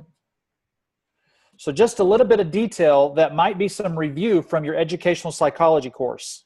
Có thể đây là một phần ôn lại một chút ở trong cái môn tâm lý giáo dục mà bạn đã học. So biologically, when you look at something or you have something happen to you, your brain turns those into chemical and electrical changes. Tức là về mặt sinh học, khi các bạn nhìn thấy một điều gì đó, não bạn, mắt bạn nhìn thấy điều gì đó, thì não các bạn sẽ nhận những cái tín hiệu đó và đổi nó và chuyển nó thành những cái liên kết hóa học hoặc là điện tử. And from that, you form a mental representation of the patterns you have observed. Và từ đó mà bạn tạo ra một cái hình dạng trong tâm trí về cái mà bạn đang được quan sát. Một hình ảnh trong that process is called encoding. Cái quá trình đó được gọi là quá trình nhập mã. And the more you see those things, they're called these new representations. The more you see those new representations, those are called memory traces. Và nếu mà càng nhìn vào cái đó nhiều hơn thì bạn sẽ ghi nhớ kỹ hơn, hay cái đấy gọi là những cái đây là cái quá trình ghi nhớ. Đầu tiên nhập mã, sau đó là ghi nhớ. And the more you interact with that, then your brain consolidates that information. Và khi bạn càng tương tác với cái hình ảnh đó thì cái não của bạn nó sẽ càng làm đông đặc hay là cô đọng cái hình ảnh đó. And then it puts it into long-term memory. và nó sẽ biến chuyển thành trí nhớ dài hạn. And what science has told us is there's no limit. Và điều mà khoa học nói chúng ta biết rằng là không có giới hạn. The last part is when you put into practice the mental representations and apply those to what you're learning. Và cái thực hành ở đây đó là khi các bạn để áp dụng cái kiến thức đó cho cái việc học. That's called retrieval. Thì cái đó retrieval, right? Retrieval, yeah, like go and get. Thì cái này được gọi là tôi đợi tôi một chút, tôi tra cái từ chuyên môn một chút. Nó có nghĩa là lấy ra hay là khôi phục, gọi ra thông tin ra, lấy hồi phục hay khôi phục lại thông tin, hay là lấy thông tin ra.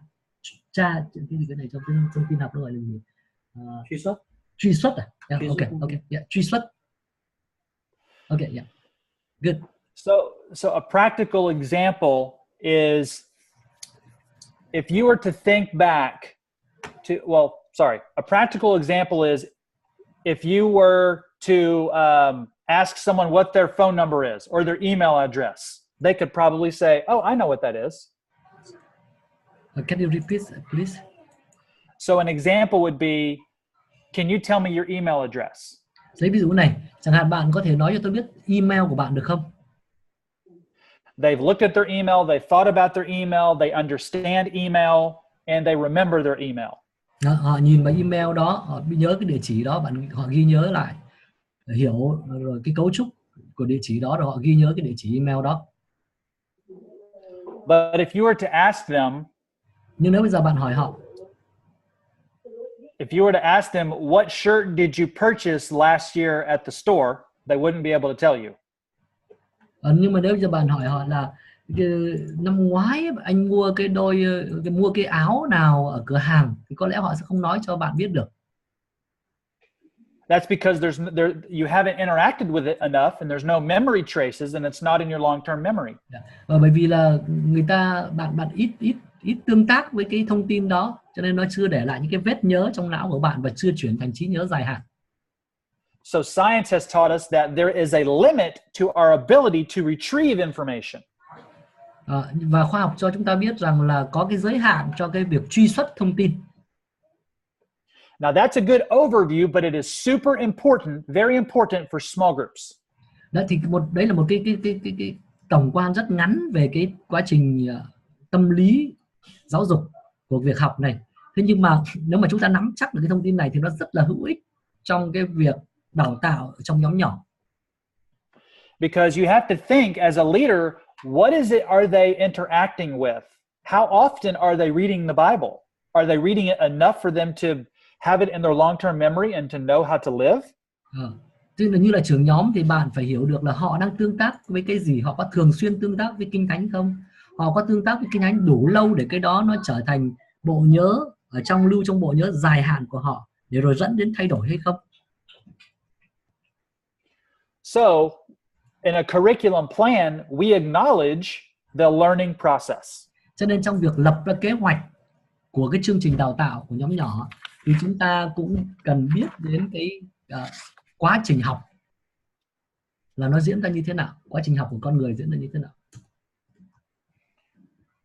So a huge component of the learning process in small groups is how to encourage adults to engage learning in a group.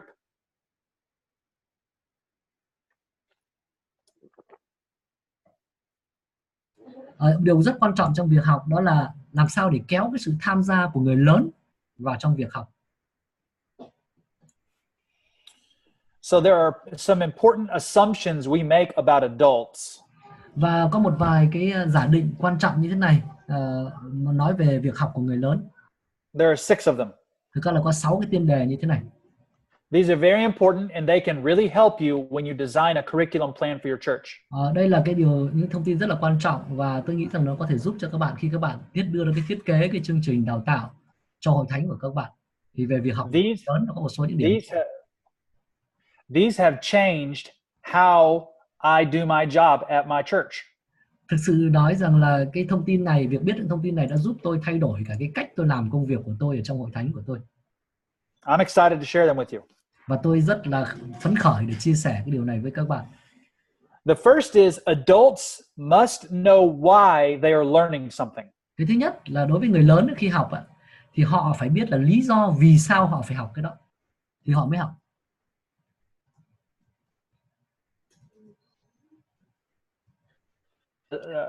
Educational psychologists have determined that if they don't know why, they are less likely to learn anything. Các nhà tâm lý cho biết rằng là nếu mà người lớn mà không biết là vì sao thì phải học thì thông thường họ sẽ không học đâu. The second is adults learn best by doing. Cái thứ hai đó là người lớn học tốt nhất là bằng cách làm. Not sitting and just talking. Chứ không phải là chỉ ngồi mà nói. The third is adults are problem solvers. Cái thứ ba nữa đó là người lớn là những người mà có xu hướng là phải giải quyết vấn đề. They would much prefer to solve a problem than read a book and just have information. Họ thích giải quyết vấn đề thực tế hơn là chỉ đọc cuốn sách và có thông tin. The fourth is adults learn best when the subject is of immediate use. Cái thứ tư đó là người lớn sẽ học tốt nhất khi mà cái đề tài họ học đó là sẽ được sử dụng liền. And there are a lot of examples of that. Và có rất nhiều ví dụ cho điều đó. If they know they have to cook for their boss, they're going to learn how to cook. Nếu như người lớn biết rằng là bây giờ cần phải nấu ăn cho sếp của mình thì chắc chắn là sẽ học được đấy, sẽ nấu ăn giỏi. Let's see the 1, 2, 3, 4. The fifth. Và cái thứ năm. As an adult matures or grows up, the motivation to learn becomes more internal than external. Thì khi mà trong cái quá trình người lớn lên hay là trưởng thành ấy, thì cái động cơ cho việc học nó trở nên mang tính nội tâm, mang tính bên trong hơn là bên ngoài. Can you clarify that point? Yes. So as an adult gets older, people could say you really need to learn this or you really need to learn that. And because of their life experiences, they may say, my experience is enough. I don't need to learn any more about that. I learned through life. But as they get older, they have more perspective and they see value in understanding what that is. So while they're younger, they may say, not interested. I'm just for whatever reason. But as they get older, they see the value in it. So Okay, ý thứ năm thầy giải thích thêm một chút, đó là chẳng hạn giống như khi mà chúng ta mà còn trẻ tuổi, dù là người lớn em vẫn còn trẻ tuổi ấy, khi người khác bảo rằng anh phải học cái này hoặc cái kia thì chúng ta hay nói rằng là không nhìn thấy giá trị, đâu tôi không cần, tự tôi cuộc sống tôi học là được rồi, và chúng ta không nhìn thấy giá trị trong những đề xuất của người khác. Nhưng mà khi chúng ta trưởng thành hơn thì chúng ta bắt đầu nhìn thấy nó nói chung là có một cái nhìn nó đa chiều, nó toàn diện hơn, và chúng ta nhìn thấy giá trị ngay trong những cái đề xuất của người khác. Chúng ta hướng vào cái bên trong hơn là chỉ cái ở bên ngoài. Khi nói đến yếu tố động lực cho việc học. Okay. So just well, I just want to say one more thing on that. Research also shows that the older an adult gets, they value life experience more than formal education. Và nhìn chung khi mà người lớn bắt đầu càng lớn thì họ sẽ bắt đầu đánh giá cái kinh nghiệm sống hơn là cái việc chỉ là học bài vở. Okay. And that was the last one. Yeah. So sorry. The last one was as they age, they begin to value their life experience more than their content. Và đó là điểm cuối cùng. Thực ra đó là điểm cuối cùng, tức là khi mà người ta bắt đầu càng ngày càng lớn tuổi hơn, người ta sẽ đánh giá cái kinh nghiệm sống hơn là chỉ là việc học bài vở. Okay. So I want to have one more point and then we can have a break. Tôi sẽ nói thêm một ý nữa rồi chúng ta sẽ nghỉ giờ năm. I know it sounds like this is a lot of information.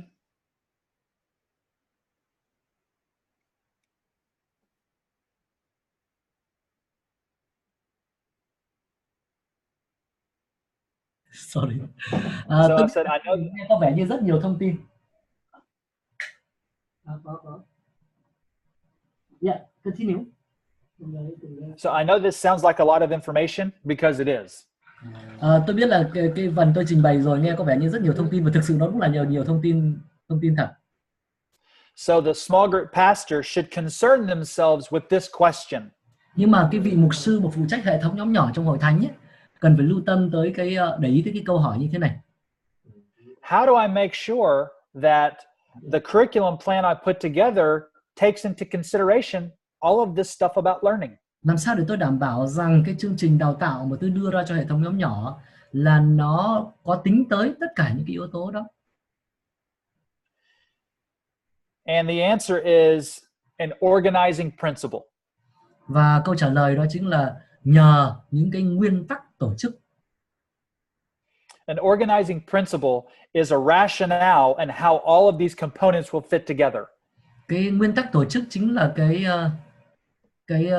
lý do nó sẽ giúp chúng ta biết giúp chúng ta kết hợp được tất cả những yếu tố này với nhau. I'm going to give you the organizing principle in one sentence. Và tôi sẽ trình bày các bạn cái nguyên tắc tổ chức ở đây trong một câu thôi. Here it is. Someone nó là như thế này. Ai đó learns something học được điều gì đó in some way trong một cách nào đó for some purpose vì một mục đích nào đó in some environment. Trong một môi trường nào đó. That's the template, that's the format. Có thể nói là cái mẫu, cái biểu mẫu là như vậy. And we're going to dig deeper into that after our break. Chúng ta sẽ đào sâu hơn vào cái biểu mẫu này sau giờ giải lao. Sorry, 10 minutes. Rồi, bây giờ chúng ta nghỉ giải lao 10 phút. Thank you.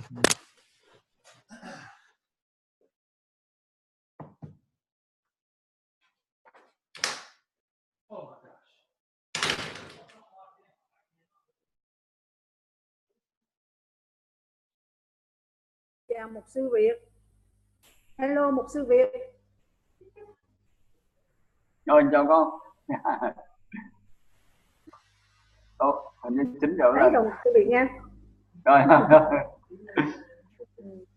Có lên 9 giờ. Tết này thấy con vai trẻ đẹp rồi nha. Cái mạng nó có dạ. Cái mạng nó hơi. Ôi vậy. Cảm ơn Chúa. Anh thấy kỹ quá à. Yeah. Mục sư như bữa qua là thầy nói thầy lây chứ đâu phải bắt đào đâu đúng không? Đúng rồi thầy nhưng mấy ông liên hệ không được với ngoại bắt đào ngoại vô này nè, nhưng mà liên hệ với mục sư Đào không được. Ông tin ông bảo ông có số ông Đào ông gọi đâu được đâu, cho nên chỉ có Mai gọi được thôi. Ông Hưng nói con Mai mục sư Việt cho Mai gọi mục sư Đào giùm. Ông con Mai có xin phép về quê. Hôm nay cô Mai chút nữa cô lấy danh sách của Liên Hiệp Phái mình nữa để mà cô gửi mục sư Đào nó chấm nó điểm danh nhé, điểm danh qua này á. Cái ông Hưng làm cho ông Hưng ông nói ông rô Hà Nội thôi. Tôi nói bên này không có trung tâm trưởng ông giàu học được. Hả? Mục sư giàu làm việc lại rồi mà. Không có em có nhưng mà ông học mình đâu thấy. Thấy ông mail tài liệu rồi mới mail lại á. Không có, ông mục sư giàu đâu có nghĩ, nhưng mà trong lớp này đâu có học với mình. Đâu có ông đâu. Cho nên là con Mai chấm lo chưa? Cái gì? Ông xem rồi ông người nào học rồi có mặt rồi ông chấm chưa? Không, cái ý tôi nghĩa là ông không có mặt ở đây nè, ông không thấy được. Có thể con Mai có mặt đây, có bảo con Đào luôn cũng dễ hơn. Cũng được. Còn mà danh sách của trung tâm liên hệ phái của mình em đã gửi cho mục sư Đào rồi. Không có điểm danh. Em đã gửi đầy đủ cho mục sư Đào rồi. Điểm danh thì mục sư Việt làm giùm đi. Mục sư Đào điểm danh thì mục sư Việt làm giúp luôn.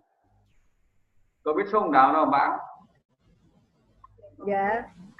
Có 5 người, dạ có 5 người thì mục sư Việt điểm danh. Email. Mục sư Việt gửi email cho mục sư Đào. Gửi mail đi mục sư Việt.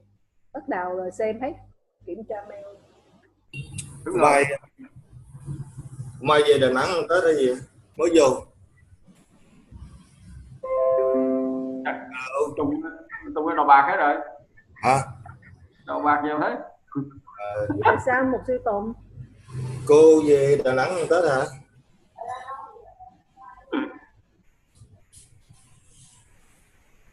Không kêu rồi, không nghe gì vậy? Cô Mai nghe không? Ông Lực đang ở Bảo Lộc hay ở Sài Gòn rồi? Bảo Lộc rồi chứ? Đang xuống Sài Gòn học với ông Tùng, cho hai ông gần nhau không nào? Thảo luận dễ hơn. Dưới nó nóng lắm.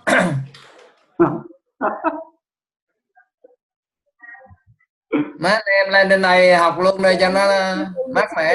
Một cái đèn cái thuận đường thì ghé thăm toilet đi. Không đèn đâu thấy nha. Đây có thấy một sư đèn kìa. Sư Lực chọn chưa? Chọn đề tài gì chưa? Xin chào. Chưa. Chào một sư đèn. Chào. Chúc mừng năm mới. Đèn. Một sư đèn với một sư Việt tiện bước ghé qua thăm hội thánh Carroll đi, có gì trao đổi luôn.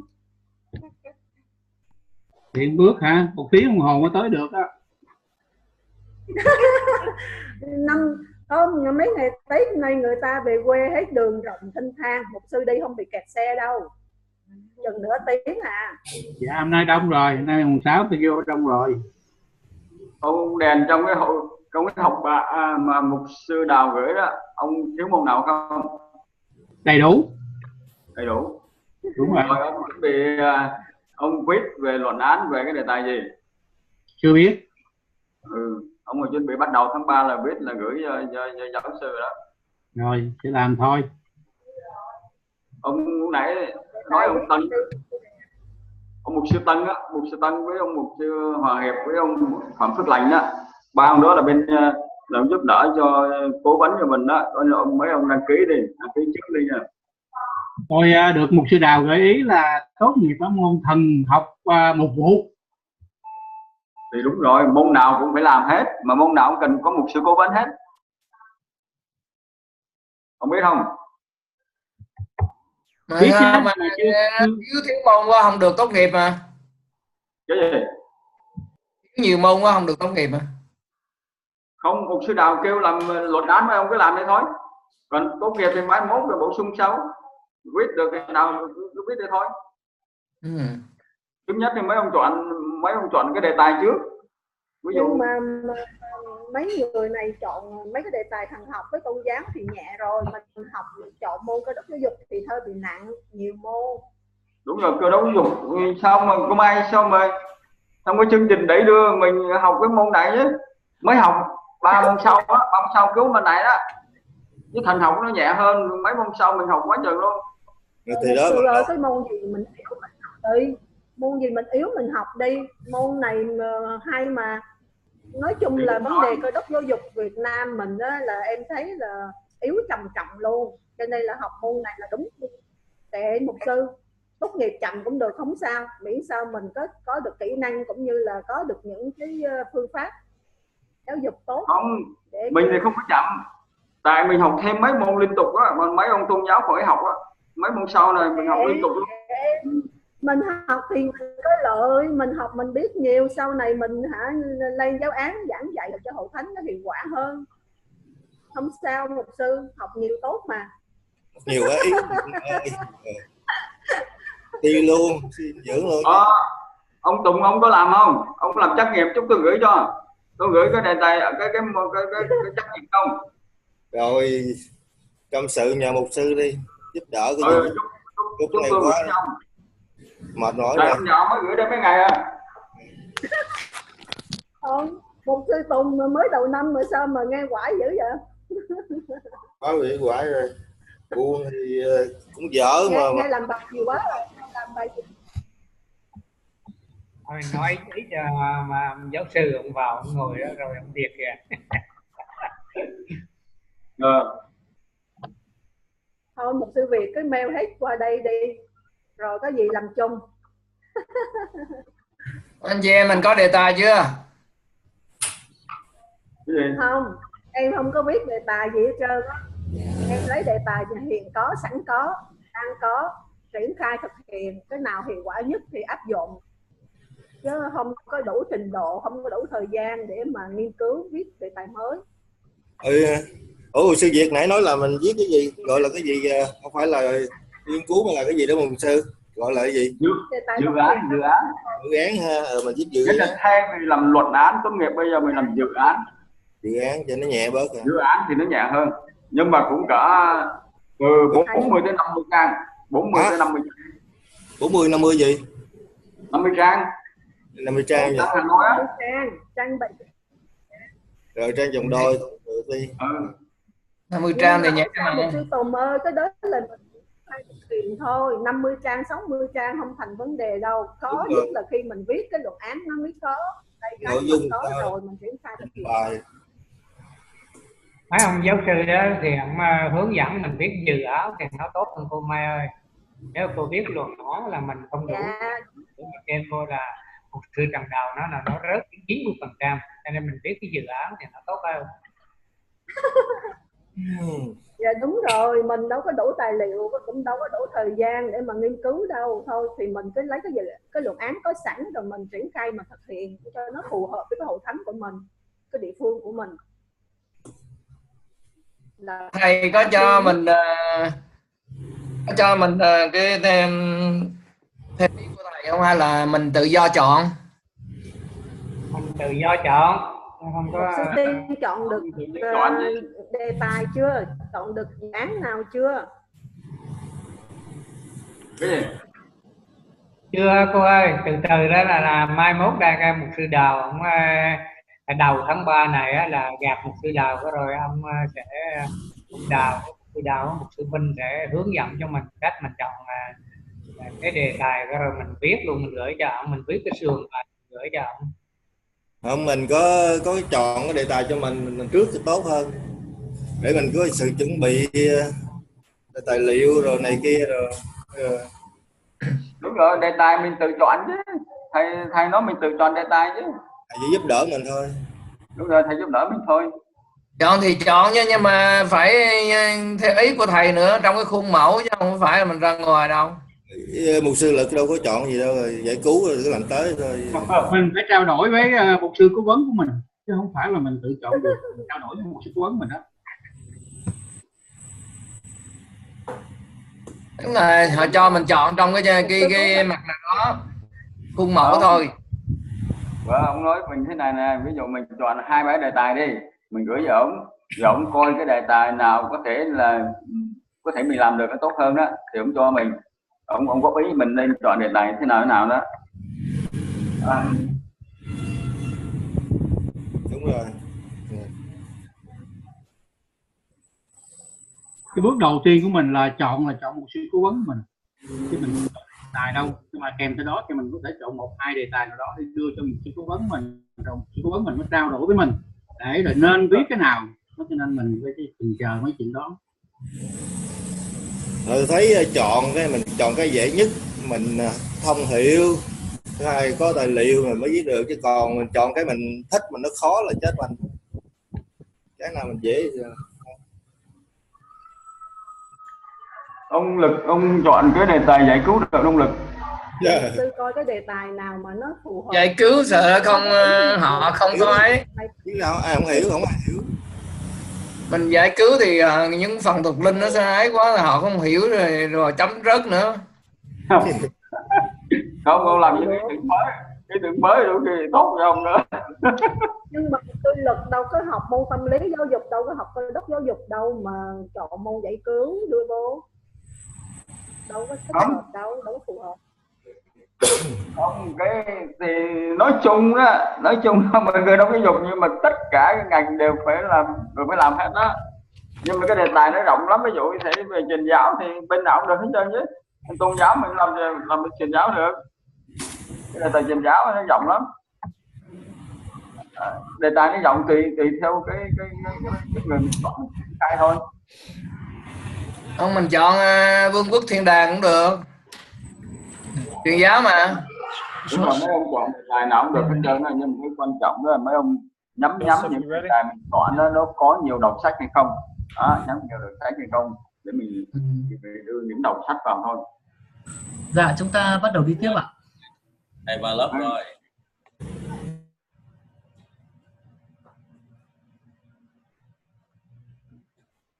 Cứ để hé bây giờ được. Joseph, we ready? Yep, I'm ready. So before we jump into this, I did hear back from Dr. Kato and about the grading and extending the due dates.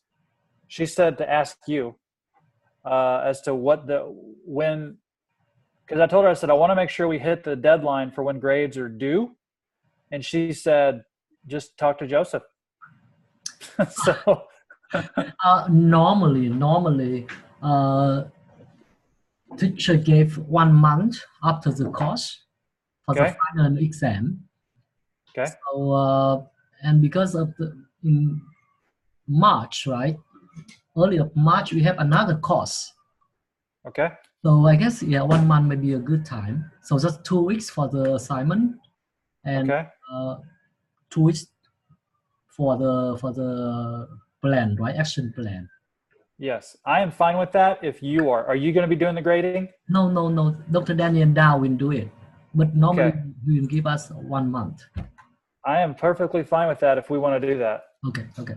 Okay, so what we'll do then is, let's see what that date is. So 2 weeks, you said 2 weeks? Yeah, for the assignment, right? So instead of it doing on the 22nd, that would be March 8th? Yeah. That's 2 weeks? Yeah. So we're going to change that to March 8th. Okay. And then the action plan will be 2 weeks after that, correct? Yeah. That'll be 3/15. Yeah. And then they will turn those in. How y'all been doing that? Daniel Dow, I will mention it to him, to them. Okay, thank you. All right, so that's done. Yeah. Okay, so where we left off was the organizing principle. You want to mention the due dates to students so that we finish it? Well, if you would like to translate it, sure. Sure. So so I talked with my school on when the grades are due, and so we've changed the dates for you. Rồi. Thầy nói một chút về cái hạn nộp mấy cái bài tập của chúng ta trong cái môn này. We are giving you longer to complete the assignments. Bây giờ sẽ thay đổi một chút và sẽ gia hạn cho anh chị em để có đủ thời gian hoàn thành những cái bài tập. So your philosophy paper will be due March 8th. Cái bài về triết lý giáo dục đó thì hạn nộp là ngày 8 tháng 3. And then your ministry action plan will be due March 15th. Thế còn cái bài mà về kế hoạch hoạt động cho mục vụ nhóm nhỏ thì là hạn nộp là ngày 15 tháng 3. Are there any questions? Không biết là như vậy rõ chưa? Có ai có câu hỏi gì không? Chúng ta trong môn này chúng ta có 2 bài tập như vậy thôi.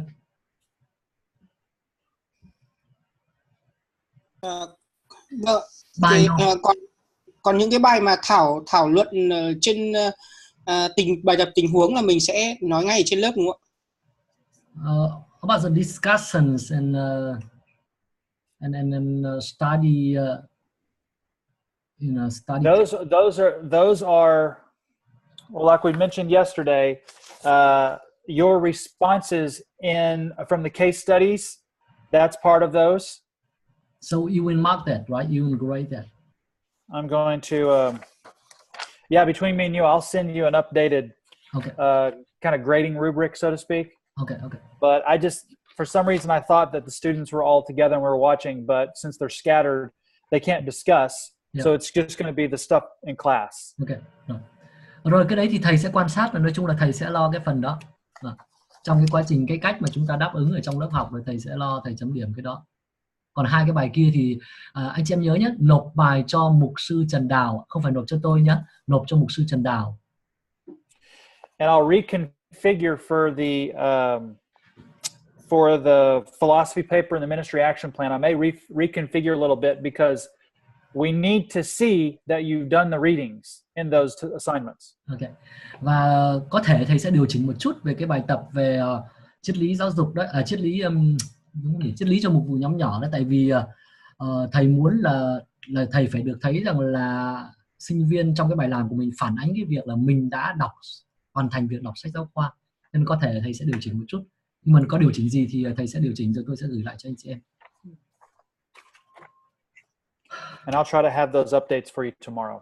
Dạ, và chắc là ngày mai nếu mà có gì thì tôi sẽ cập nhật thì thông báo vào ngày mai. Any more questions? Dạ, xin thầy có thể trở lại bài nộp thời gian nộp bài lùi lại một tuần được không thầy ạ? Mùng 8 tháng 3 và 15 tháng 3 cô ạ. Dạ, nhưng mà có thể xin phép thầy cho lùi lại vào khoảng cuối tháng 3 được không? Tại vì bài mà cứ dồn dập sợ không có kịp đọc tài liệu. Tôi sợ là còn dồn hơn nữa, tại đầu tháng 3 lại có một môn nữa cùng sư Đào rồi. Mà chúng ta cứ để dồn như vậy nữa thì là còn ấy hơn. Còn căng hơn. Đằng nào tuần này làm luôn. Đằng nào nó cũng ập lên đầu rồi, chứ còn thôi thường nếu mà ai, tôi nghĩ rằng sư Đào cũng dễ mà, nếu cần thiết thì xin thêm một tuần sư Đào chắc không vấn đề gì đâu. Thì cá nhân đi, còn quy định chung thì cứ như thế đi, để có đôi khi có sức ép một chút thì mình mới chứ không mình cứ lại bị em mở trong cái tủ lạnh. Em có thể hỏi thầy xin kinh nghiệm một tí được không ạ? Trước khi vào ngắn đấy, là thầy đã bây giờ gặp một nhóm mà đức tin vẫn còn yếu này, mà đã tin Chúa cũng lâu rồi, phải chục năm rồi, nhưng mà lại yếu, và ví dụ như hát thờ phượng thì đến giờ hát thờ phượng thì lấy máy ra chơi game này, không hát này, người thì không hát này, người thì trưởng thành hơn thì hát này, và nó gây lộn xộn như thế, thì thầy có thể cho kinh nghiệm xem là, và đức tin gần như là cái tốc độ, cái sự tăng trưởng đức tin gần như là không có, thì thầy có kinh nghiệm nào cho cái nhóm như thế không?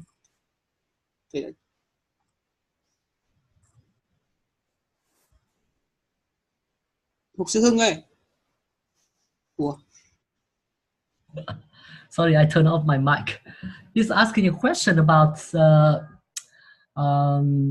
a group that I have met for even 10 years already. So quite long time, but the people are very immature. So when they meet together, even they don't want to study Bible, they don't want to sing, even they play games, and their faith level is sort of very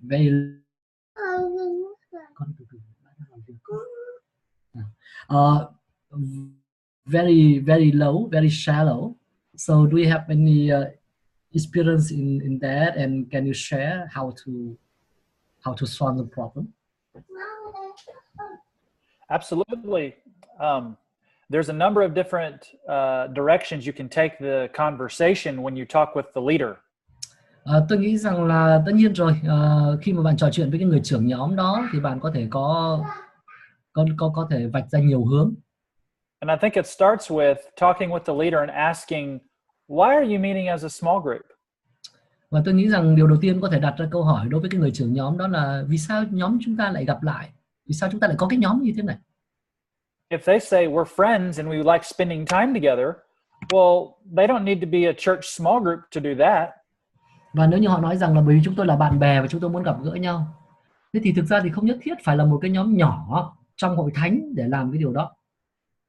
Small groups are given purpose and driven by Matthew 28 of we are to go and make disciples. So there is purpose behind it. Cái nhóm nhỏ ở trong hội thánh nó có mục đích của nó, là nó nhóm lại là vì có mục đích, và cái động lực thúc đẩy chính là mạng lệnh Matthew chương 28, mạng lệnh về môn đệ hóa muôn dân. So this past Sunday, I was talking with a small group leader whose group had been meeting for 8 years, the same scenario. Yeah. Ngay chủ nhật vừa rồi thôi, tôi có gặp cái ông trưởng nhóm trong hội thánh của chúng tôi, nhóm đó đã nhóm lại trong 8 năm, và cái hoàn cảnh cũng rất là giống với cái nhóm mà các bạn mô tả. The advice I gave her was consider, since she was the leader, she was frustrated that no one wanted to grow deeper, study the scriptures. They just wanted to play games. Và cái lời khuyên mà tôi đưa cho cái chị trưởng nhóm đó là bởi vì chị là trưởng nhóm, để chị thấy rằng là đấy, gặp nhau lâu như vậy rồi nhưng mà chả ai muốn học kinh thánh cả, chỉ muốn chơi thôi. So the advice I gave her was to meet with each of the people in her group individually and ask them, why do you come to small group? Và cái lời khuyên của tôi đưa chị ấy đó là chị hãy gặp với từng người, gặp riêng từng thành viên một trong nhóm và đặt cho người đó câu hỏi là vì sao anh muốn tham dự cái nhóm nhỏ này. And then understanding from that conversation where are they at spiritually. Sometimes we go, oh, well, they just don't know Jesus that well. Other times, it's a ministry opportunity. Thì từ cái cuộc nói chuyện đó, từ sự hiểu biết đó thì chúng ta sẽ xác định được là cái mức độ thuộc linh của họ đang ở đâu. Thậm chí đôi khi hoàn toàn có thể có một người đó hoàn toàn chưa biết đến Chúa, hoặc là đấy lại sẽ là một cái cơ hội để chúng ta môn đệ hóa. But as a pastor, you have to decide, am I willing to let this group either go away, not meet anymore, if they're not going to follow, if they're not going to have a purpose. Nhưng mà là mục sư thì có lẽ tôi sẽ phải đưa ra quyết định là liệu có nên để cho cái nhóm này cứ tiếp tục nhóm như thế không? Tại vì nếu mà nhóm mà lại nhóm không mục đích.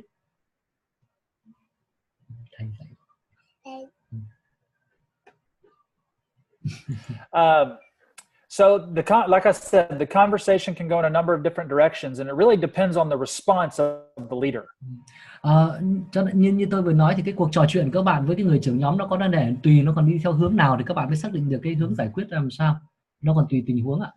Nhưng mà cần some questions you can ask yourself is, when was the last time I cast vision for groups to this leader? Đôi khi một vài câu hỏi mà bạn có thể đặt ra cho chính mình như là người lãnh đạo trên, mục sư trên, đó là cái lần cuối cùng mà tôi truyền đạt khải tượng nhóm nhỏ cho cái người trưởng nhóm này là bao giờ? Hay là lâu quá rồi mình không có nhắc tới cái khải tượng của nhóm nhỏ, khải tượng cho những nhóm nhỏ. Are those helpful thoughts for him? Không biết là một vài cái suy nghĩ như vậy có ích lợi gì cho anh không? Có. Mình sẽ Sure. Câu hỏi thứ hai tức là thường thì để tránh một cái buổi nhóm ấy mà nó chỉ là truyền thông tin kiến thức thôi, nhưng mà cái mục đích cuối là làm sao để cái thành viên trong nhóm có thể thực hành một cái vấn đề thuộc linh nào đấy, thì thầy đã làm cái vấn đề này như nào, có nghĩa là cái bài học để cho những thành viên trong nhóm áp dụng thì thầy đã làm như nào để cái tự thực hành nó được tốt ở trong nhóm. Do you have any advice on how to help the member to practice, not only to learn, for the theory, for the knowledge, but to put into practice, apply what they learn when they study in the small group? So is he asking for advice on how to do that? Yeah, how to do that? Yes, there are great examples. I'm going to make a note here so I can send you a piece of paper of examples of getting out and doing, and then you can use that and give to the class. Okay. And they're very practical things that groups could do when they're building a plan. And this kind of goes into this organizing principle. So the answer is yes, and I can send a document that can help. Thầy có thể giúp được và chắc là thầy sẽ gửi tài liệu. Gửi tài liệu có cái phần là đi ra và làm. Cái gửi tài liệu được thầy, tôi nhận được từ thầy, tôi sẽ gửi lại cho anh chị em về cái phần áp dụng cho và cái này nó có liên quan đến cái nguyên tắc tổ chức của nhóm, là cái mà thầy sẽ trình bày bây giờ, cho nên là đó thì chúng ta sẽ tham khảo trong tài liệu thầy sẽ gửi nhé. Is that good? Yeah. All right. So organizing principle. I would like for you to write down this this sentence, and I'm going to walk you through it. Bây giờ nói về cái nguyên tắc tổ chức, và tôi muốn các bạn ghi lại cái câu này. Our group members will study the Gospel of Mark. Nhóm của chúng tôi, các thành viên trong nhóm của tôi học sách Tin lành Mark. Một cái tình huống như thế này. Through group discussion and hands-on missional disciple making.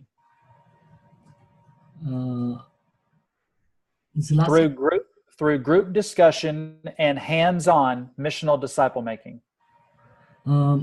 Vâng, và thông qua cái việc thảo luận nhóm cũng như là cái việc thực hành môn đệ hóa theo sứ mệnh.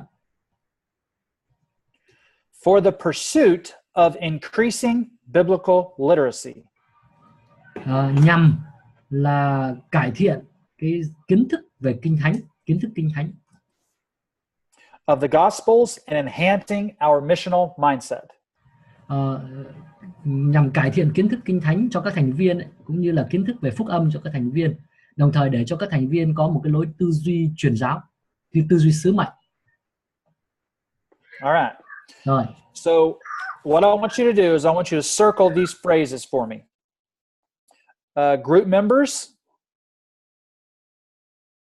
So circle group members. Yeah, tôi muốn các bạn khoanh tròn một số những cái cụm từ như sau trong cái câu mà các bạn vừa viết ra. Không biết anh chị em viết kịp chưa nhỉ? Circle the phrase Gospel of Mark. Thứ nhất là các thành viên nhóm này, khoanh tròn cái đó này. Khoanh tròn cái tiếp theo đó là phúc âm theo Mark này. Circle group discussion and hands-on missional disciple making. Khoanh tròn cái tiếp theo đó là thảo luận nhóm này, và khoanh tròn cái tiếp theo đó là môn đệ hóa theo sứ mệnh này. Circle pursuit of increasing biblical literacy. Khoanh tròn nữa là nhằm cải thiện kiến thức kinh thánh này. And then lastly, circle enhancing our missional mindset. Và cái tiếp theo nữa là và truyền đạt cái tư duy, truyền đạt lối tư duy sứ mệnh, tư duy truyền giáo, tư duy sứ mệnh. Khoanh tròn những Tell them I apologize. If I had a whiteboard, it would be easier. Vâng, tôi xin lỗi, lẽ có một cái bảng trắng ở đây tôi viết ra thì nó sẽ dễ theo dõi hơn. Okay, so remember our organizing principle. Someone learns something. Nhưng mà hãy nhớ cái nguyên tắc tổ chức của chúng ta nhé, là ai đó học được điều gì đó. In some way, for some purpose. Trong một cách nào đó, vì một mục đích nào đó. In some environment. Trong một môi trường nào đó. So when we look at our statement, we have our circles. Group members, that is someone. Cái câu viết của chúng ta đó, chúng ta đã vừa viết ra, chúng ta đã khoanh tròn một số cái rồi. Thành viên. Group members is someone. Các thành viên nhóm thì đó là ai đó, đúng không? The Gospel of Mark, that is something. Phúc âm theo Mark, đó là cái gì đó trong cái nguyên tắc tổ chức của chúng ta đấy. Group discussion and hands-on missional disciple making. Thảo luận nhóm và truyền đạt cái việc môn đệ hóa và thực hành môn đệ hóa. That is some way. Cái đó là bằng cách nào đó, đúng không? Cách nào đó. And then increasing biblical literacy, enhancing missional mindset. Cải thiện kiến thức kinh thánh và cái lối tư duy sứ mệnh, tư duy truyền giáo. Cái đấy chính là that is some purpose. Đó chính là mục đích, cái mục đích. And then you add 4 words on the end of that statement. In a small group. Và bạn thêm những cái câu này nữa, thêm những cái từ này nữa trong cái câu của bạn. Trong nhóm nhỏ. That is the environment. Thì đó chính là môi trường. You see how that came together? Bạn thấy được cái việc kết hợp tất cả những cái đó với nhau như thế nào chưa? So here we have a statement that gives our small group complete direction. Và đây như vậy chúng ta có một cái câu mà cho nhóm nhỏ của chúng ta có một cái hướng đi đầy đủ. And it makes sure that all of the elements of curriculum design are present. Và nó cũng đảm bảo là tất cả mọi cái yếu tố ở trong khi mà chúng ta thiết kế cái chương trình đào tạo là đều có cả. Now where the curriculum plan comes in is what your statement turns out to be. Vâng, và khi mà nói về cái kế hoạch cho chương trình đào tạo á, thì nó sẽ trả lời cho câu hỏi là cái what's the question?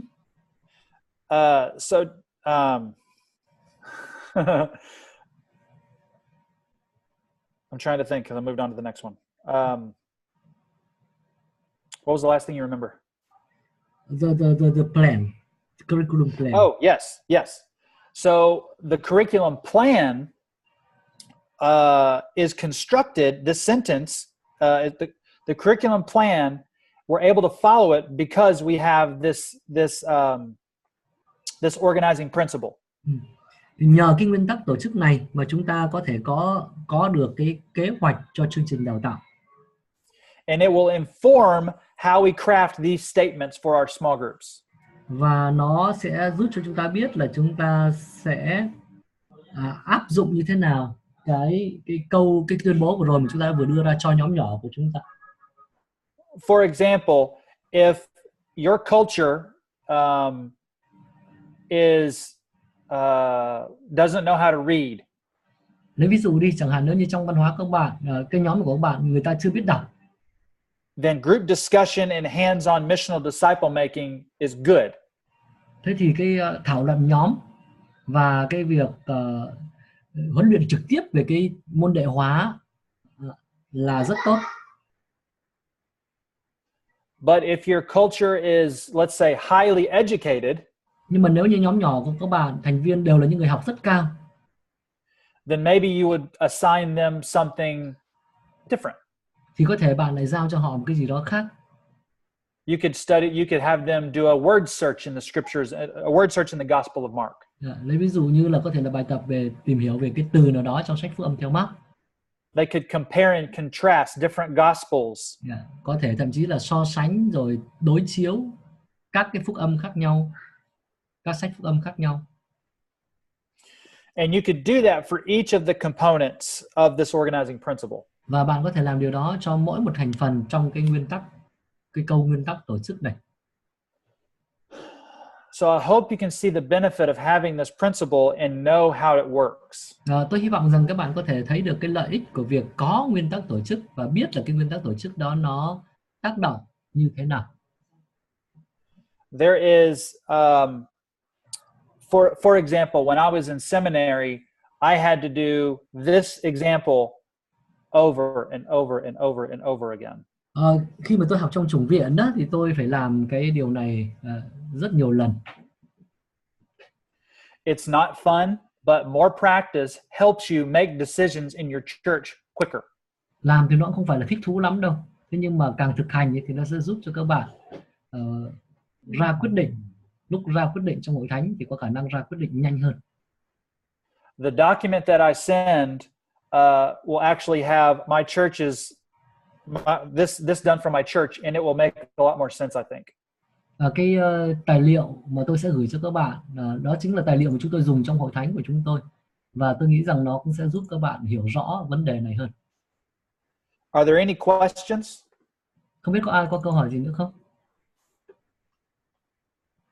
Xin có câu hỏi. Trên thực tế thì không có một cái nhóm nào mà, hoặc là rất ít nhóm mà trình độ đồng đều, rồi thậm chí có những nhóm mà trình độ không đồng đều, lứa tuổi không đồng đều, trình độ văn hóa không đồng đều, trình độ thuộc linh không đồng đều, rồi có những cái người mà đã cùng với nhau đi được một thời gian rồi, sau đó thì cái nhóm ấy bắt đầu thêm người mới vào, và cái người ở trong nhóm có thể là người đã 5-7 năm, và lại trong khi đó lại có cái người mới là vừa mới vào xong 1-2 tuần. Thì như vậy cái việc mà có một cái chương trình và có một cái tài liệu ổn định là rất khó khăn. Thì mục sư, giáo sư sẽ giải quyết vấn đề này như thế nào? Yes, question like in practice we normally you don't have like sustainable group.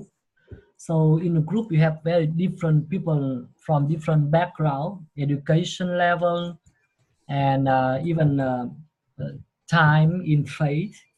Some know each other very well, some are brand new.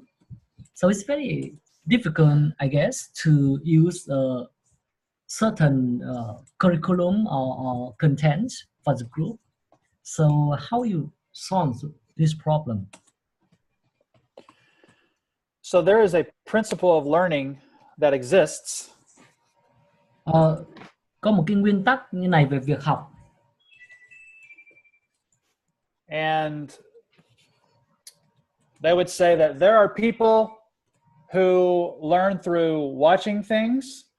Có những người học là qua quan sát. There are people who learn by listening to things. Có người học là qua việc nghe.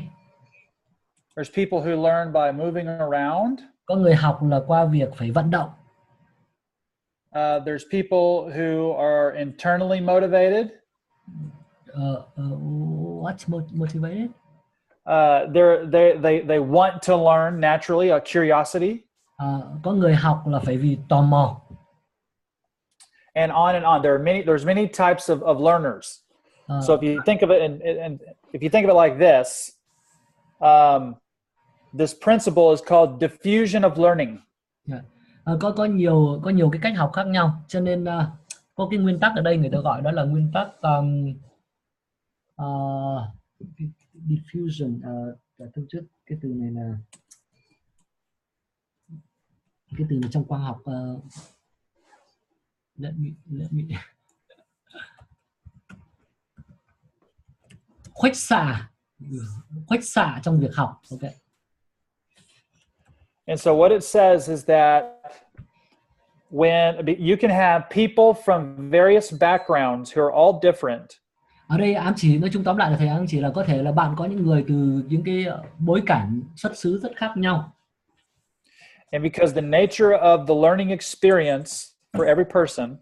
Và bởi cái bản chất của việc học ấy, nó là khác nhau cho mỗi người.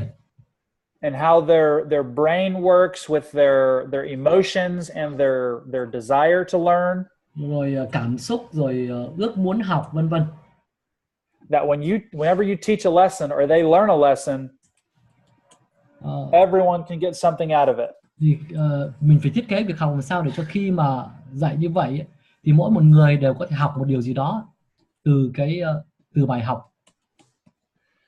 So it may not work in every single situation, but most of the time it does work. Now, I will say that as a groups pastor, one thing you do get is people coming to you saying, I don't get anything out of the study.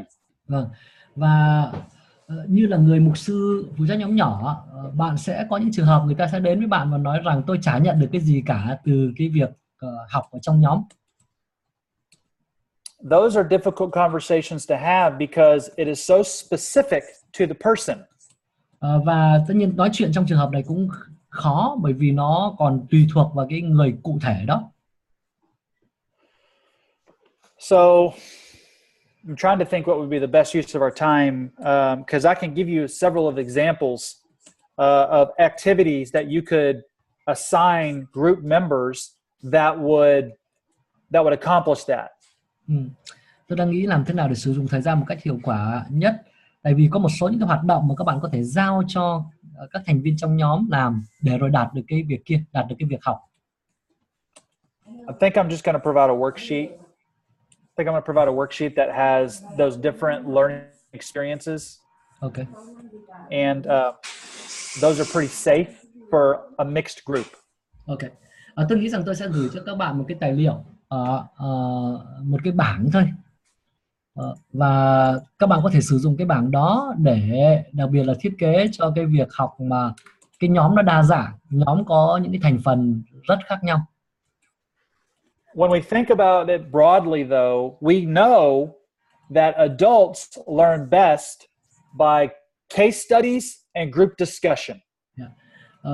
Chúng ta cũng biết rằng người lớn học tốt nhất là thông qua việc thảo luận nhóm và bài tập tình huống. It has the broadest reach when it comes to learning. Nói về việc học của người lớn ấy, thì cái cách tiếp cận đó nó giúp cho người ta học rộng hơn. Where it gets really complex is when you're dealing with children and teenagers. Khi mà bạn phải làm việc với trẻ em hoặc trẻ vị thành niên ấy, thì cái vấn đề nó sẽ phức tạp hơn. And that's because of the social, emotional, and biological development. Đó là bởi vì do cái quá trình phát triển về mặt xã hội, rồi về mặt sinh học, rồi tâm lý nữa. But because adults have the prefrontal cortex, the thinking part of the brain is already developed. Nhưng bởi vì nó case study thì cái não trước này là nó đã phát triển đầy đủ, cho nên là bài tập tình huống. Case studies and discussion, group discussion, science has shown that it leads to the best type of learning for the most adults. Và thảo luận nhóm là cái khiến cho dẫn tới cái việc học có kết quả tốt nhất đối với đa số người lớn. So, for example, if someone comes to me and says, I'm not getting anything out of the study, I will ask, well, what are you studying? Yeah. Nên lấy ví dụ bây giờ có người đến và nói với tôi rằng tôi chả nhận được cái gì cả từ cái việc học, thì tôi sẽ hỏi họ câu hỏi là các anh đang học cái gì? Oftentimes they'll tell me their group leader is having them read through a book of the Bible. Thông thường người ta hay nói rằng là ông trưởng nhóm đề nghị là chúng tôi đọc một sách nào đó của Kinh Thánh. But the discussion questions are poorly written, or there's no opportunity for discussion. Nhưng mà cái câu hỏi thảo luận ấy, nó rất là dở, nó chả có tạo ra cái cơ hội để thực sự thảo luận gì cả. Because during a group discussion, those who are more mature in Christ can give a perspective that can help those who are less mature. Bởi vì trong thảo luận nhóm đó, thì cái người mà đã trưởng thành hơn trong Chúa có thể có cái điều gì đó trình bày và chia sẻ và giúp cho cái người mới trong Chúa học được.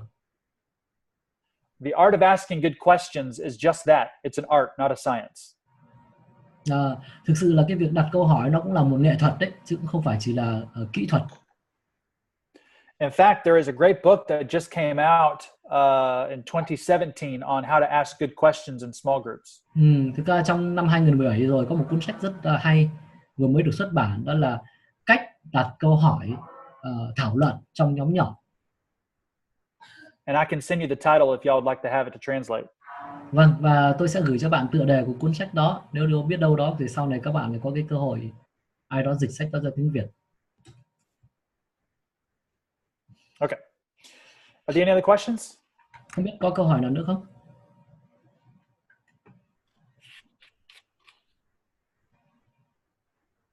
Em nếu được thì thầy có thể nói lại về thực ra cái này nó quan trọng, nên là cái lúc đầu em chưa có nghe rõ, thầy nói lại và thầy có thể chậm một tí, thầy dùng bảng để viết đi. Ví dụ như là thầy vừa nói cái nguyên tắc tổ chức là ai đó này học được một điều gì đó này, trong một cách nào đó này, vì mục đích nào đó, trong môi trường nào đó.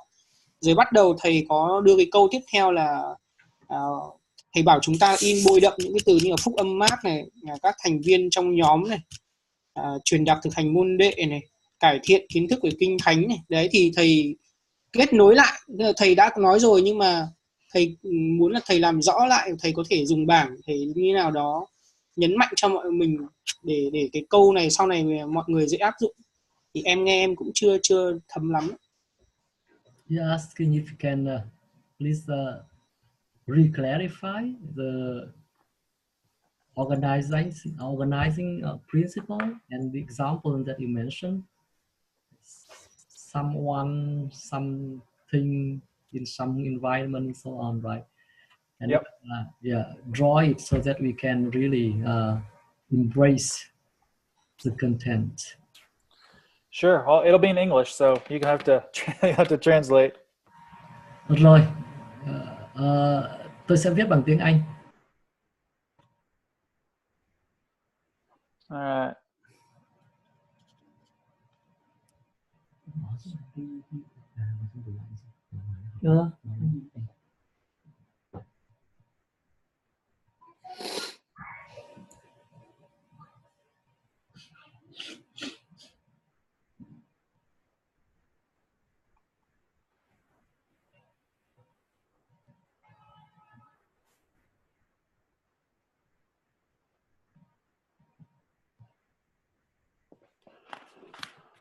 Okay. Vâng. You see that? Các bạn nhìn thấy này không ạ? Ai đó học cái gì đó trong một cách nào đó, vì một mục đích nào đó, trong một chỗ nào đó, hay là trong một môi trường nào đó. And then I'll write who they are. So this is the learner. Đây là người học nhé. Ai đó là người học này. Cái gì đó thực chất chính là cái nội dung học này. The methods. Còn một cách nào đó ám chỉ là cái phương pháp này. The goals. Cái vì một mục đích gì đó chính là mục đích này. And the environment. Trong cùng một chỗ nào đó, thực chất đó chính là môi trường. Now I have it on a is this good? Yeah, good. Okay, I have my example on a slide, so I'm going to try to share my screen again if I can do this correctly. Tôi có ví dụ trong slide để tôi chia sẻ màn hình. Oh.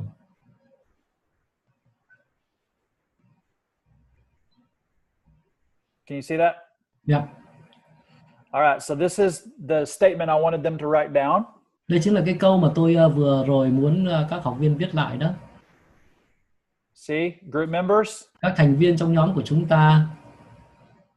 So it's going to be someone. Ai đó này. Learn something. Học cái gì đó, đây là phúc âm theo Mark. Through some. Thông qua. Way. Việc gì đây ạ? Thảo luận nhóm và môn đệ hóa theo For some purpose. Được truyền tay, được hướng dẫn trực tiếp vì một mục đích nào đó. Mục đích ở đây đó là theo đuổi. And then you add in a small group, and that's the environment. Và cải thiện cái lối tư duy, sứ mệnh tư duy truyền giáo, và nhóm của chúng ta đó chính là môi trường. So what you want to do is you want to come up with statements like this for every unit of content. Yeah. Và cái mà bạn có lẽ cần phải làm đó là các bạn đưa ra được một cái câu kiểu giống như thế này, nhưng mà cho mỗi một bài trong cái nội dung đào tạo. So if your pastor is going to preach through the book of John, then you want to come up with a statement like this. Lấy ví dụ chẳng hạn như mục sư các bạn muốn giảng trong sách Tin lành Giăng, giảng toàn bộ sách Tin lành Giăng, thì các bạn có thể đưa ra một cái gì đó giống như thế này. Remember what we talked about last night. If you aim at nothing, you'll hit it every time. Các bạn còn nhớ là hôm qua chúng ta có nói nếu mà bạn chả nhắm tới cái gì cả thì lúc nào cũng bắn trúng đích, nhưng mà chả là cái đích nào cả. So if you remember the student who asked the question of the group that is shallow, sinh viên kan nãy có đặt được cái câu hỏi về một cái nhóm mà nó rất là nông cạn. Imagine if you came up with a statement like this and showed it to the group leader.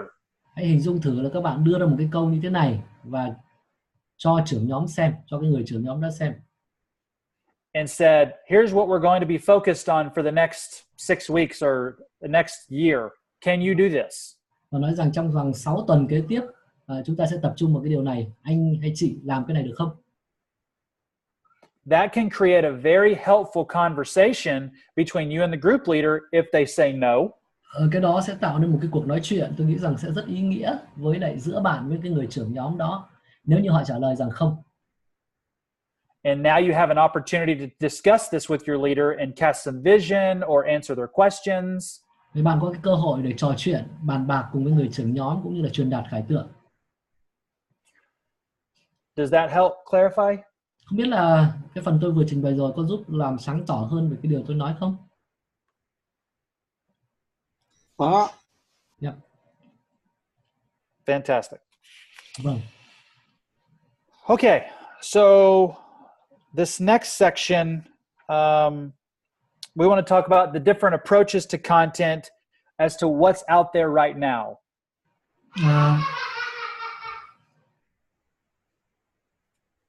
Trong cái phần kế tiếp chúng ta sẽ nói về các cái cách tiếp cận khác nhau đối với cái việc đưa ra nội dung cho một buổi nhóm, và chúng ta cũng sẽ xem là trên thực tế người ta đang sử dụng những cái cách tiếp cận như thế nào.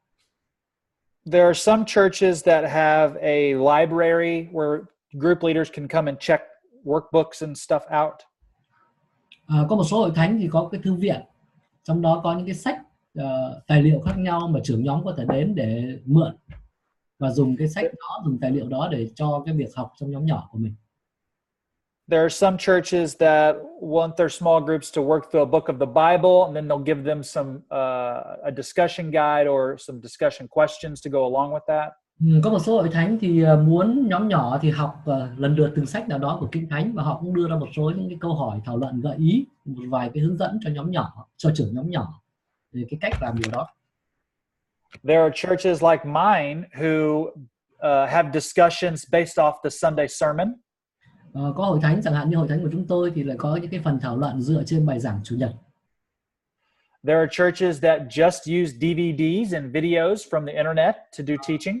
Có những hội thánh thì lại chỉ sử dụng DVD hoặc là video từ internet để There are some churches that say just do whatever you want as long as I approve it. Có một số hội thánh thì lại nói rằng là làm cái gì cũng được, muốn miễn là cứ mang lên tôi duyệt, mà tôi thấy duyệt được có nghĩa là được làm. There are also some churches that put together a list of approved studies and the leaders can choose from the list. Có một số hội thánh thì là còn đưa ra một cái danh sách những cái bài học hay là những cái tài liệu mà đã được phê chuẩn và người trưởng nhóm tùy chọn từ những cái danh sách đó. Whichever approach that you choose, you want to make sure it fits within your curriculum plan. Dù là bạn chọn cái cách tiếp cận nào đi nữa thì cái điều mà các bạn cần phải cố gắng xem xét là nó có đảm bảo không, đó là cái phần mà các bạn chọn đó nó có thích hợp với lại cái kế hoạch đào tạo tổng thể của bạn không. And there are some important questions to consider before you select an approach. Và có một vài cái câu hỏi quan trọng mà cần phải cân nhắc trước khi các bạn lựa chọn một cái cách tiếp cận nào đó. Here's some examples. Lại nhé. Đây là một vài ví dụ này. Will the approach that I've selected help me accomplish the mission of small groups? Cái cách tiếp cận mà tôi đang sử dụng nó có giúp tôi đạt được cái sứ mệnh của nhóm nhỏ không? Here's another question. Will this approach help me achieve the stated goals of our small groups?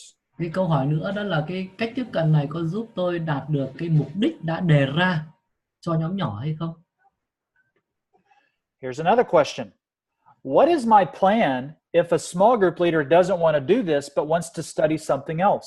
Cái câu hỏi của tôi, một câu hỏi nữa đó là tôi sẽ có kế hoạch nào nếu như người trưởng nhóm không muốn làm cái này mà muốn học một cái gì đó khác?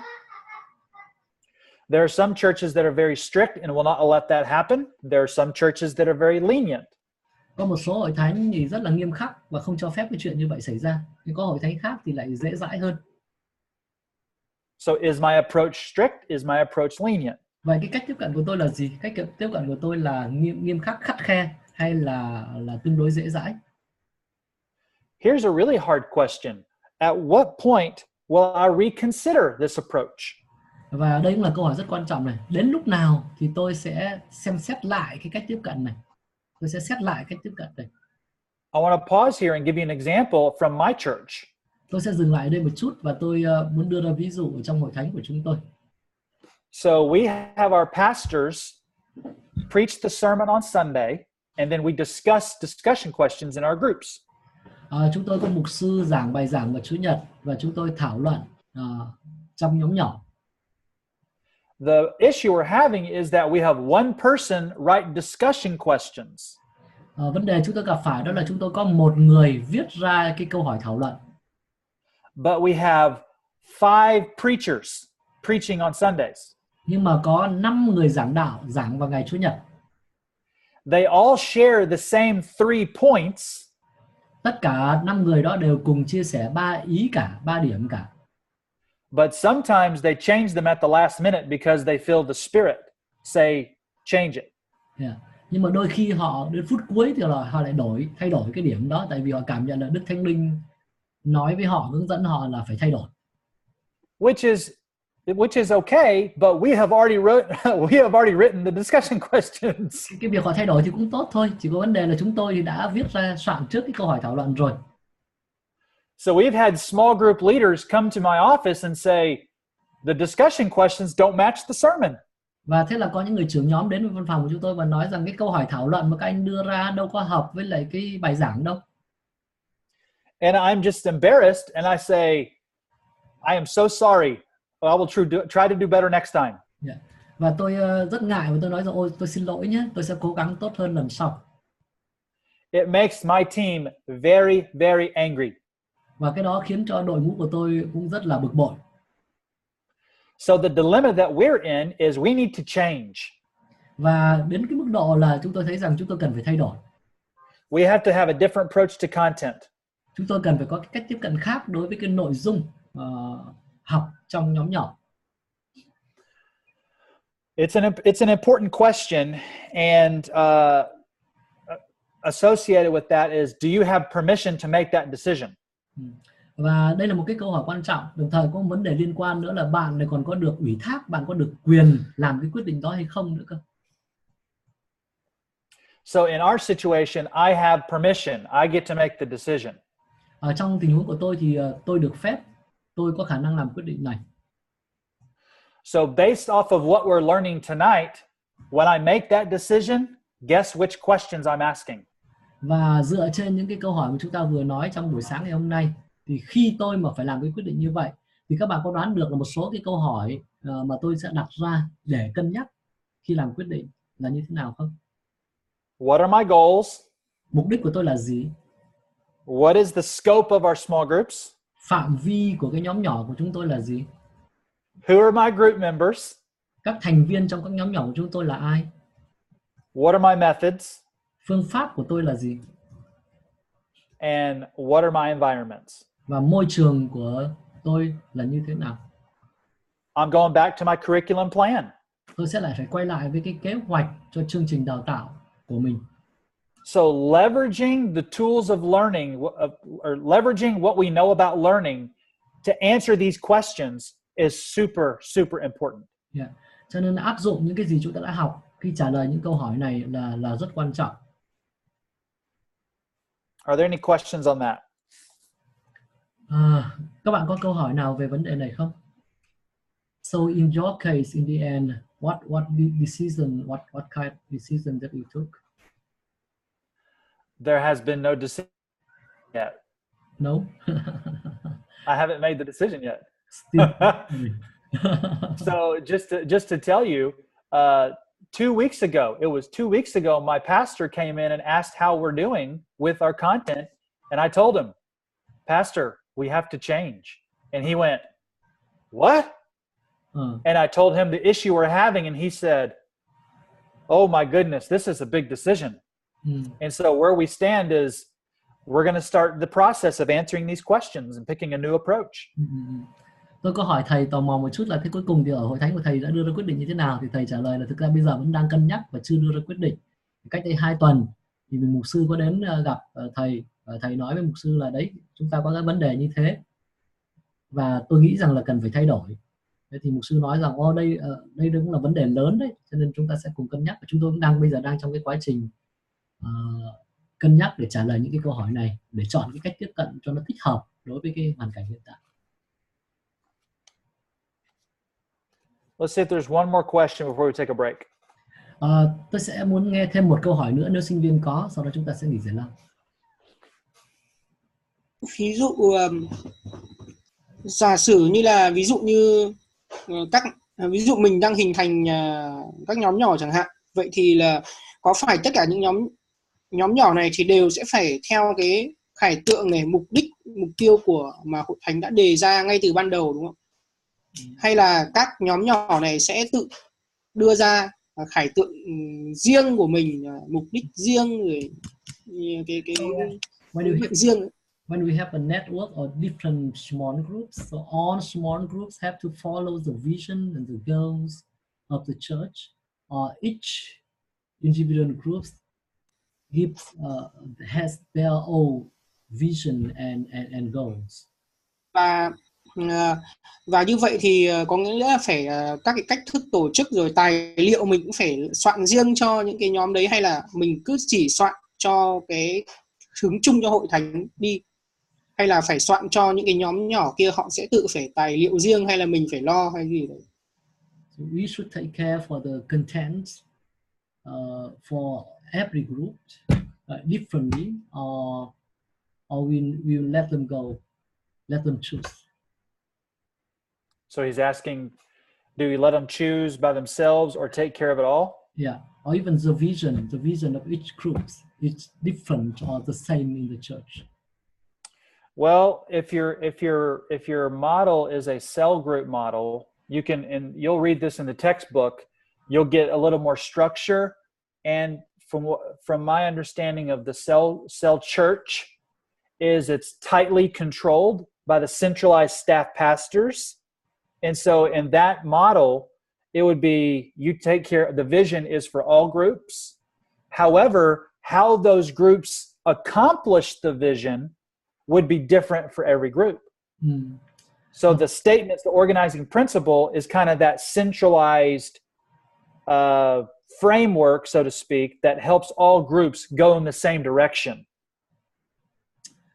Các bạn đọc trong tài liệu, các bạn sẽ thấy là có nhiều cái mô hình khác nhau. Nếu như mô hình mà hội thánh tổ nhóm tế bào đó, thì theo cách hiểu của thầy là nó cái khải tượng là nó rất là tập trung, có tính tập trung, và để đảm bảo là tất cả các nhóm là đều đi theo một khải tượng. Đó. Tuy nhiên cái cách để mà hoàn thành được cái khải tượng đó thì tùy từng nhóm nó có thể hơi khác nhau, nhưng mà tóm lại là sẽ có cái tính tập trung cao. Đấy là một kiểu mô hình. So let me give one example. So my church, tôi lấy một ví dụ thế này, ở hội thánh của tôi. Every small group in our church has three. I'm trying to think what word would be best. Every small group in our church is organized around three statements. Mỗi một nhóm nhỏ trong hội thánh của tôi là đều được tổ chức dựa trên xoay quanh 3 cái nguyên tắc này. Every small group focuses on making friends. Nhóm nhỏ nào cũng tập trung vào việc kết bạn. Making disciples. Môn đệ hóa. And making a difference where they live, work and play. Và tạo nên sự khác biệt ở nơi sinh sống và làm việc của mình. And we believe if they're doing those three things, then they will help us reach our goals, or chase our vision of the church. Và tôi tin rằng là nếu như mỗi một người đều hướng tới làm ba cái đó thì nó sẽ giúp chúng tôi đạt được cái khải tượng của hội thánh. So with those three things, we have groups that are focused on playing baseball together. Cho nên với 3 cái điều đó thì chúng tôi có những nhóm mà họ rất hay tập trung vào cái việc cùng nhau chơi bóng chuyền với nhau. We have groups that are focused on caring for people who lost a loved one. Lại có nhóm mà tập trung vào cái việc quan tâm đến những người vừa mất người thân. We have groups who are focused on struggling marriages. Lại có nhóm tập trung vào cải thiện những cái hôn nhân mà đang có rắc rối. It doesn't matter the type of group, they're all making friends, making disciples, making a difference. Dù là dạng nhóm như nào nữa không quan trọng, nhưng mà cái nguyên tắc tổ chức đằng sau là vẫn là đang hướng tới việc kết bạn, làm bạn, môn đệ hóa và tạo nên sự khác biệt. And the application of the Sunday sermon is different for all the groups. Và cái phần áp dụng của cái bài giảng Chúa Nhật ấy, cho mỗi một nhóm nó lại khác nhau. So someone who is dealing with the loss of a loved one can discuss the sermon from the perspective of someone dealing with loss. Cho nên cái nhóm mà chẳng hạn như cái nhóm đó đang tập trung việc xử lý bị mất mát người thân chẳng hạn, thì lại nhìn vào cái bài giảng Chủ nhật trong cái góc độ đó, trong cái góc độ của một người có người thân vừa mất. Someone who's in a group for baseball can discuss the sermon as it relates to their love for baseball. Cái nhóm mà có sở thích là bóng chuyền chẳng hạn thì có thể là cái phần thảo luận của nó lại từ cái góc độ của một cái người mà yêu thích môn bóng chuyền. And sometimes the text really doesn't have anything to do with the type of group, but everyone in the group is pulled together because of their love for baseball. Và có thể đôi khi trong cái nhóm đấy cái mà lại kết nối, cái yếu tố kết nối các thành viên trong nhóm lại với nhau bởi vì họ đều rất là thích cái bộ môn thể thao đó. So there are a lot of examples like that. Họ có nhiều những cái ví dụ khác nhau như thế. Okay, so let's take a 10-minute break and we'll come and we'll finish up. Vâng, có lẽ bây giờ chúng ta sẽ nghỉ ra lao 10 phút ạ, trước khi chúng ta đi vào tiết cuối. Suy nghĩ cho hỏi giáo sư một câu ạ. Và mục sư giúp dùm. Vâng, cô nói đi rồi giúp thầy vào. Dạ.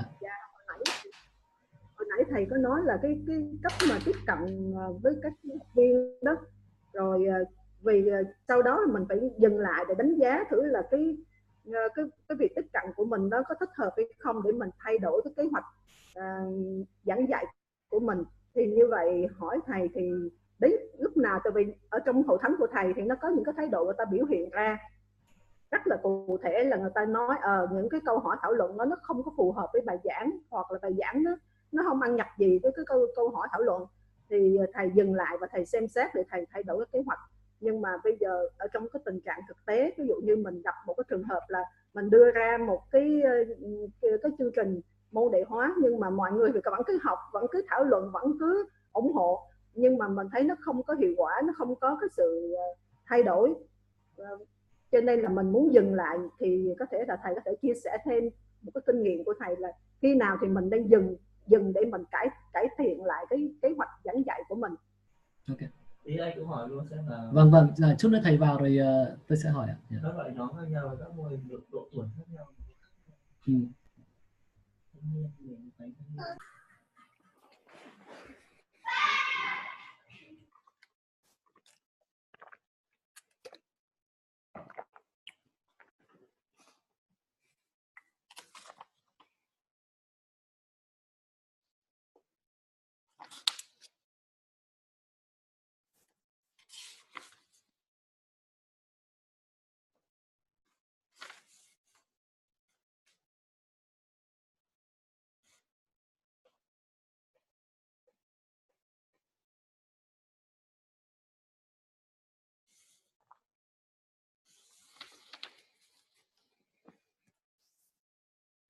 We back and ready to go? Mục sư Hương ơi. Yep. Hôm qua tôi có gửi một cái bài ghi âm sang bên cho mục sư Trần Đào, nhưng mà nó không chuyển được. Tôi gửi USB của tôi lên mục sư để nhờ mục sư chuyển của tôi nhé. Vâng ạ, vâng. Vâng, đây là ngày mai tôi sẽ gửi cái USB. Vâng, cảm ơn mục sư ạ. Vâng.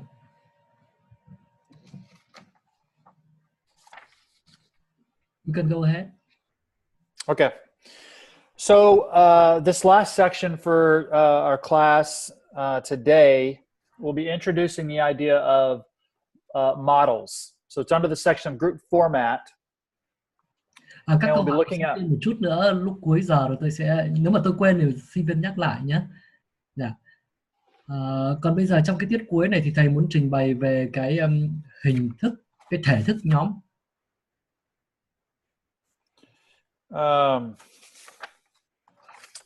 So I want to give some introductory remarks, give you a little bit of content, and then give you some tips when you choose a model.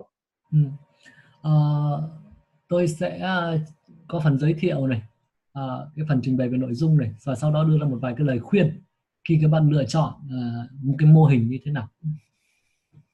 This can be overwhelming for some, but it all depends on your church. Đối với một số người có thể nghe những thông tin này cảm thấy nó hơi choáng, hơi nhiều. Tuy nhiên thực ra nó tất cả mọi thứ nó còn phụ thuộc vào cái hội thánh của bạn nữa. Now it's very important to understand that when you're dealing in the world of small groups, America is not a very good example. Có lẽ một điều cũng cần phải nhớ đó là khi nói đến các cái nhóm nhỏ thì Mỹ không phải là cái tấm gương hoàn hảo nhất. And I say that because we can trace our heritage of small groups back to a man named Carroll George. Tại vì tôi nghĩ rằng là tôi nói như vậy tại vì truy ngược lại thì cái gốc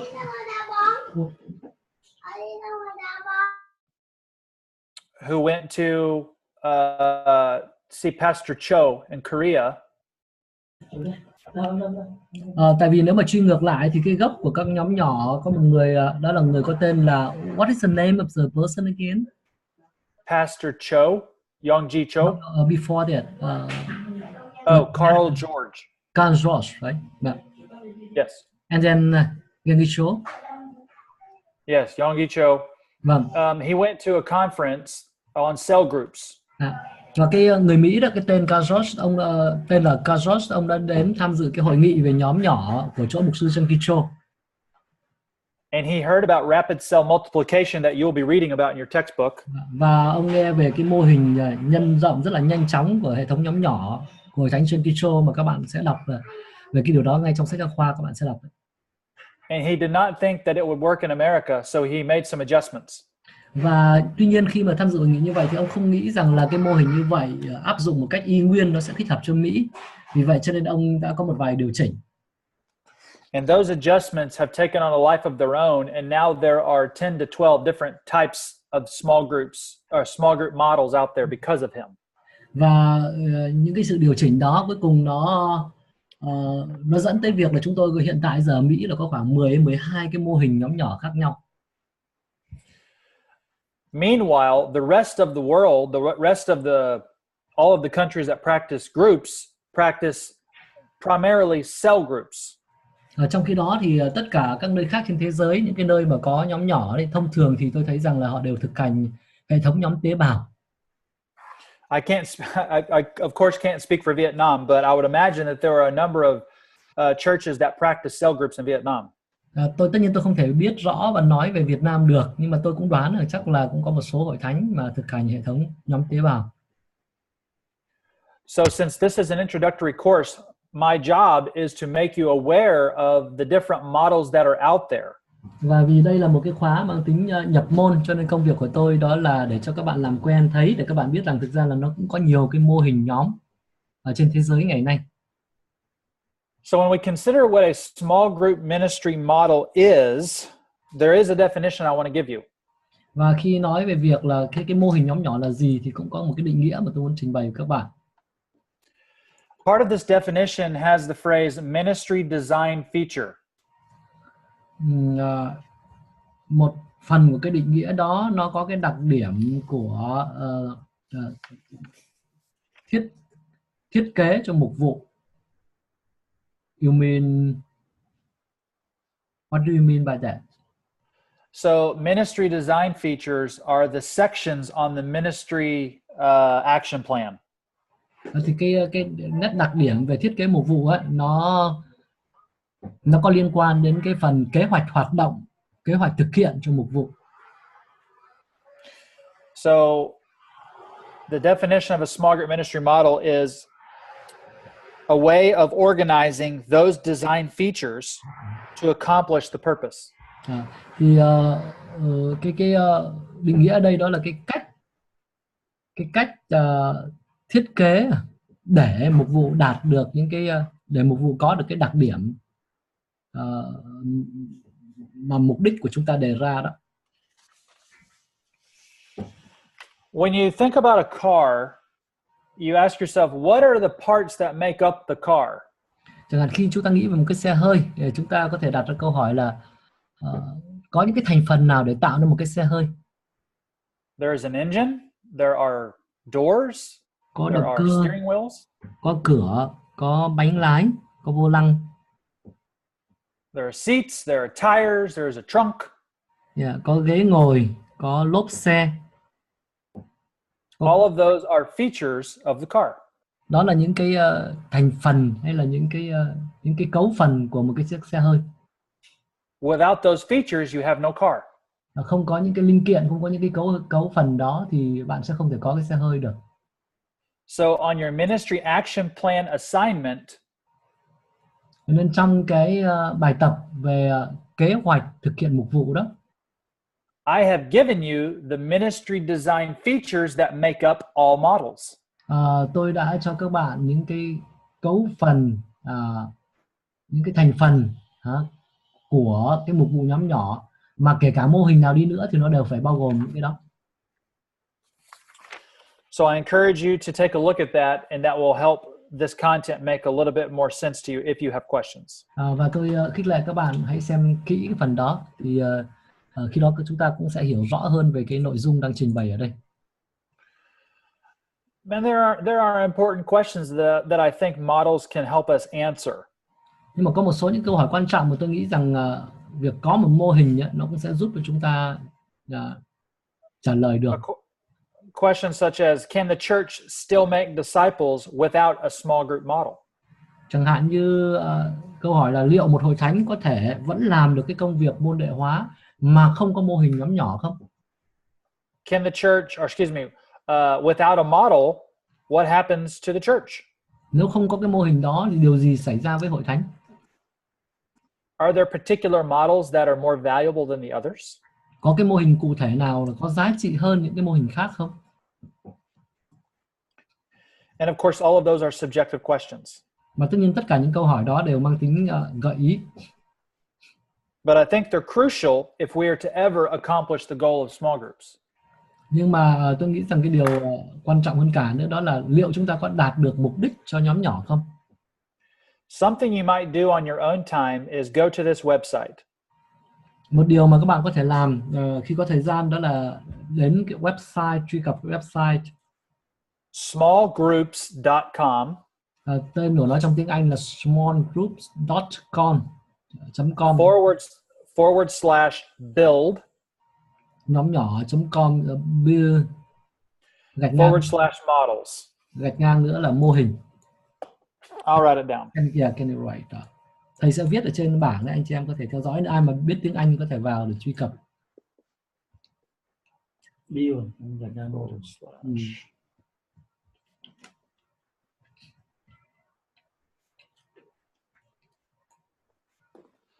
There we go.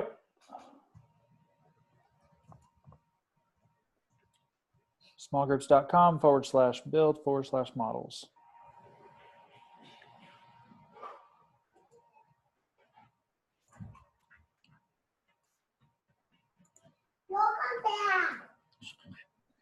When you go to that website, you are going to see a lot of general models with descriptions on what those models are.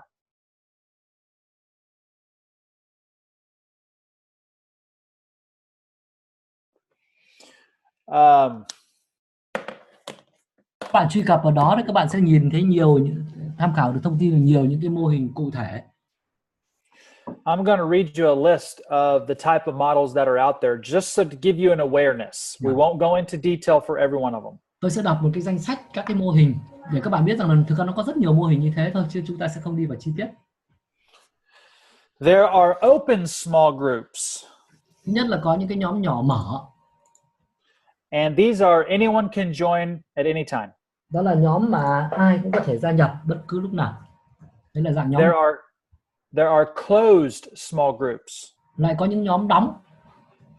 And those are open for a few weeks and then they close down after usually week 3. Thường thường thì cái nhóm này mở trong khoảng 3 tuần thôi. Thế sau đó là họ sẽ đóng lại, không nhận thêm thành viên nữa. They will usually last for a semester. Và thông thường những nhóm như vậy thì lại cũng chỉ tồn tại trong một ví dụ nửa năm, trong một kỳ thôi, nửa năm. And then they reform and open back up the next semester. Và sau đó lại tái cơ cấu và mở ra nhóm mới trong nửa năm kế tiếp.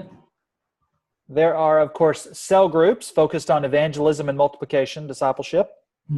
Tất nhiên lại có hệ thống nhóm tế bào tập trung vào môn đệ hóa, truyền giảng và môn đệ hóa. There are groups called G12 groups, which you'll read about in the book. Lại có nhóm gọi là nhóm G12 mà trong sách giáo khoa các bạn sẽ đọc.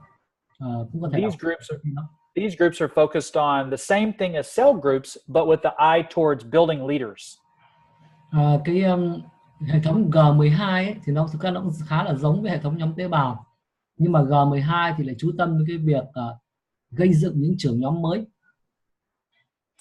There are common cause groups. Rồi lại có những cái nhóm mà có cùng mục đích chung. These groups are focused around, like it says, common cause. So whether that be serving the poor, helping the orphans, anything. Những cái nhóm đó chẳng hạn như là hay là nhóm đồng dạng đấy, là bởi vì là họ nhóm lại bởi vì họ có cùng một mục đích, ví dụ như là cùng có cái đam mê giúp đỡ người nghèo, cùng muốn cải tạo xã hội, thế là đó, ví dụ như thế. There are purpose-driven groups. Lại có những nhóm mà được dẫn dắt bởi mục đích, bởi một mục đích, nó hơi khác nhau một chút nha. These groups are focused on balancing the 5 biblical purposes. Tức là những cái nhóm mà muốn có cái sự quân bình giữa 5 cái mục đích của Kinh Thánh. There are organic small groups. Rồi có những nhóm nhỏ mang tính hữu cơ. These groups are focused on building relationships slowly that lead to disciple making.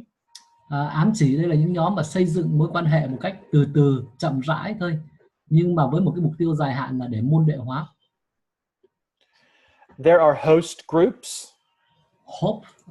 Host. Yeah, H-O-S-T, host. Lại có những nhóm gọi là nhóm chủ.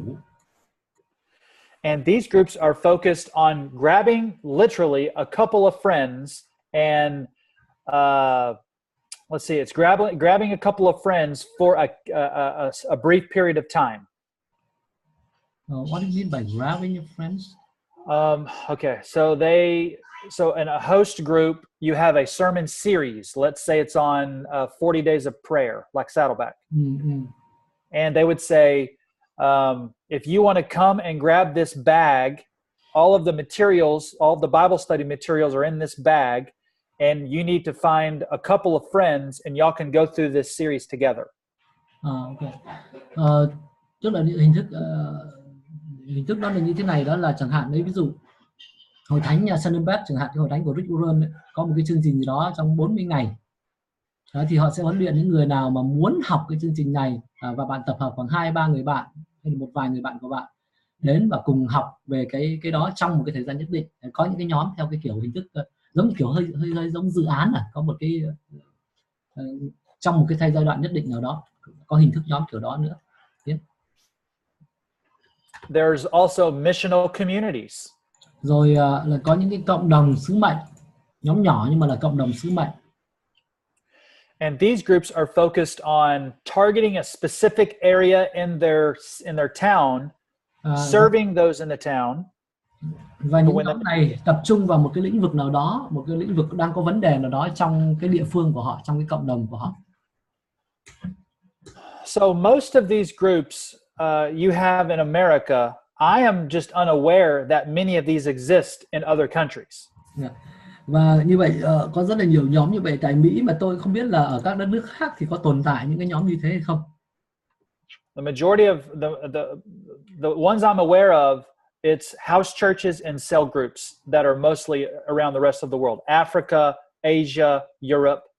Ở châu Phi, châu Á cũng như là châu Âu thì tôi nghĩ rằng là cái hệ thống nhóm tư gia với nhóm tế bào là cái mà phổ biến hơn. And I have not lived long enough to know why that's the reason. Tôi sống chưa đủ lâu để biết tại sao. Vâng, và tôi sống chưa đủ lâu để biết các cái lý do vì sao nó lại như thế. So choosing a ministry model is an important task that should not be done alone. Và cái việc lựa chọn một cái mô hình thích hợp cho hội thánh mình, đây là một cái việc rất là quan trọng và không nên được làm chỉ bởi một mình. It's possible your church has already picked the model for you, and if so, then that's okay. Sorry? It's possible that your church has already picked a ministry model. Có thể là hội thánh của các bạn đã lựa chọn một cái mô hình mục vụ nhóm nhỏ rồi, cái đó cũng tốt thôi. If they have, then you want to make sure the model is healthy and your curriculum plan is strong. Nếu mà có rồi ấy, thì các bạn có lẽ cái phần mà các bạn có thể đóng góp đó là để đảm bảo là cái mô hình mà các bạn đang lựa chọn nó lành mạnh, cũng như là có một cái chương trình đào tạo trong hệ thống nhóm nhỏ được tốt. You also want to make sure you have periods of evaluation to see if it's still working. Cũng như là có lẽ cũng cần phải có một cái thời gian tái đánh giá để xem là cái mô hình của mình như vậy nó vẫn có đang hoạt động tốt hay không. And if you want to know if it's working, you need to ask, are we still accomplishing our goals? Và để biết được là nó có đang hoạt động tốt hay không thì chúng ta phải đặt ra câu hỏi là chúng ta có đang đạt được mục đích của mình hay không. So the encouragement is don't choose a model alone, always with other people.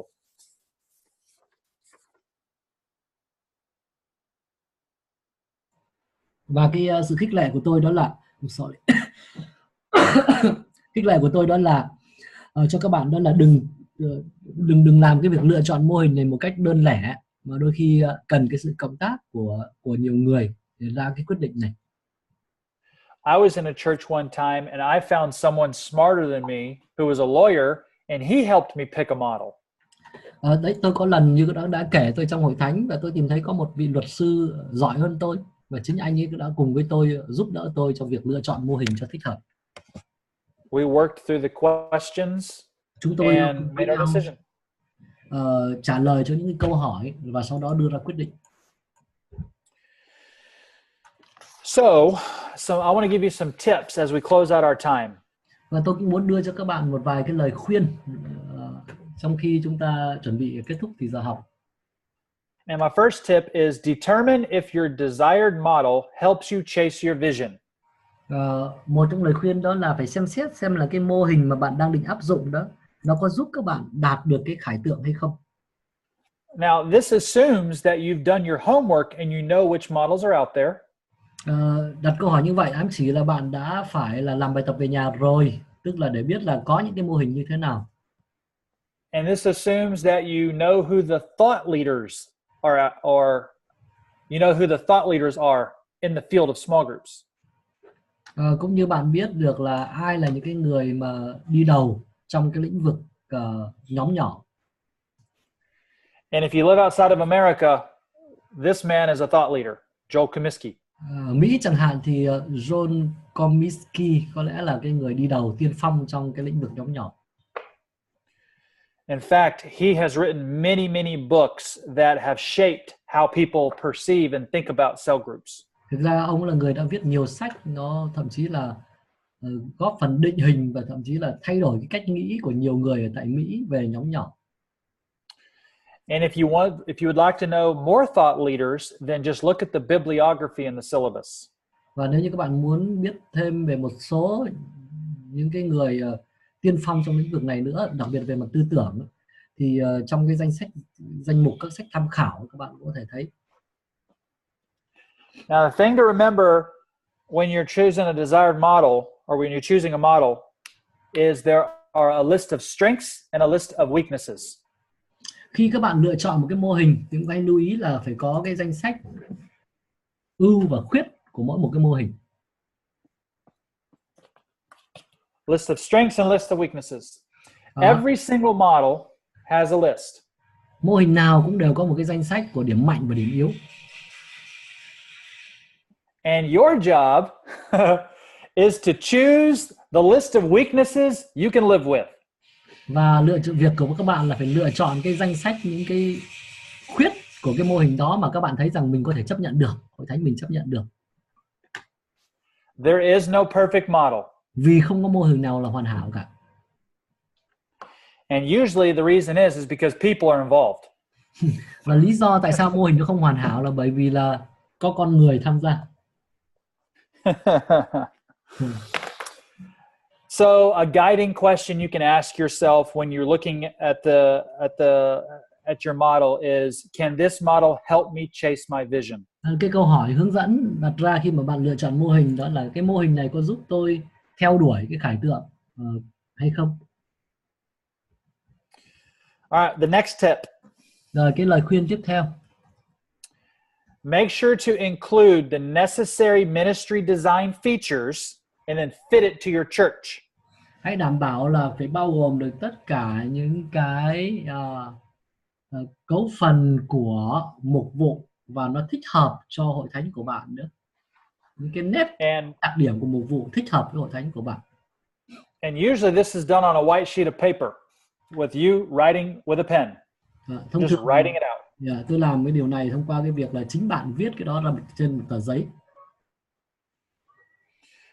And so what you're doing is literally, you look at your ministry action plan, that template, you're going to see things like mission and vision. Khi bạn nhìn vào cái kế hoạch thực hiện mục vụ, cái biểu mẫu mà tôi đã gửi cho các bạn nhìn thấy sẽ có cái phần nói về sứ mệnh và khải tượng này. Ministry definition, job descriptions and definitions. Mô tả công việc và định nghĩa này. Coaching. Rồi kèm cặp này, coaching. Literature, the content. Rồi tài liệu này hay là nội dung học này. The organization of leaders and the structure and hierarchies. Tổ chức, hệ thống tổ chức những người lãnh đạo hay là cái hệ thống thẩm quyền ấy, hệ thống trật tự. And of course the goals and objectives. Và tất nhiên phải có cả cái phần mục đích và những mục tiêu nữa. Now, you're probably going to be the primary point person making the decisions, but just surround yourself with people to determine if it's a good fit for your church once you have it on paper. Vâng, và kể cả bạn là một cái người làm quyết định chính đi nữa thì cũng hãy kéo xung quanh mình những cái người cùng tham gia để xem là những cái đặc điểm như vậy và cái mô hình như vậy nó có thích hợp tốt nhất cho hội thánh của bạn hay không. Here's another tip. What are the obstacles for implementation? Một lời khuyên nữa đó là phải xác định ở đâu là một số những cái trở ngại có thể có cho cái việc thực hiện cái mô hình này. Let's see here. I'm writing this down so I can show you. Resources, obstacles. You can put together a chart that can help you think over this, and then target. Bạn có thể đưa ra một cái giống như một cái đồ thị, giống như một cái biểu đồ để giúp đỡ các bạn nghĩ cho nó rõ hơn. Okay. So you have your goal, your stated goal right here. Đây là mục đích này.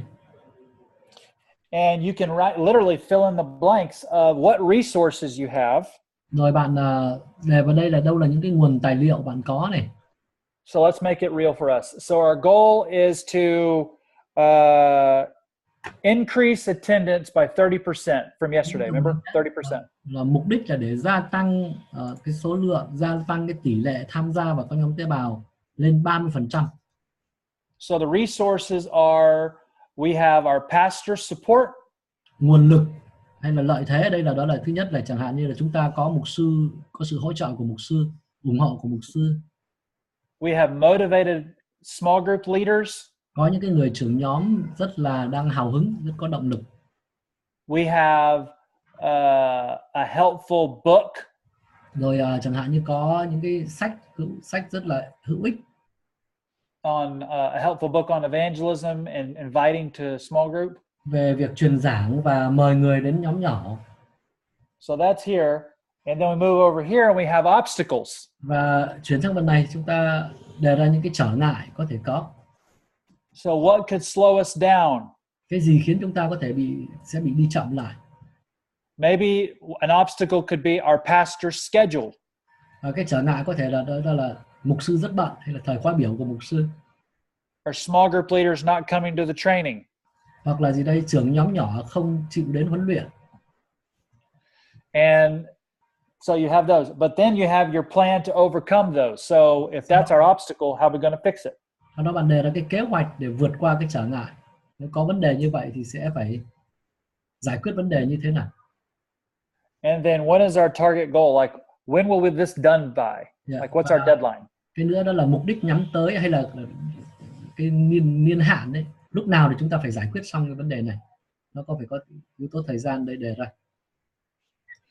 That is an example using, or that's an example from yesterday. Lấy cái ví dụ từ ngày hôm qua.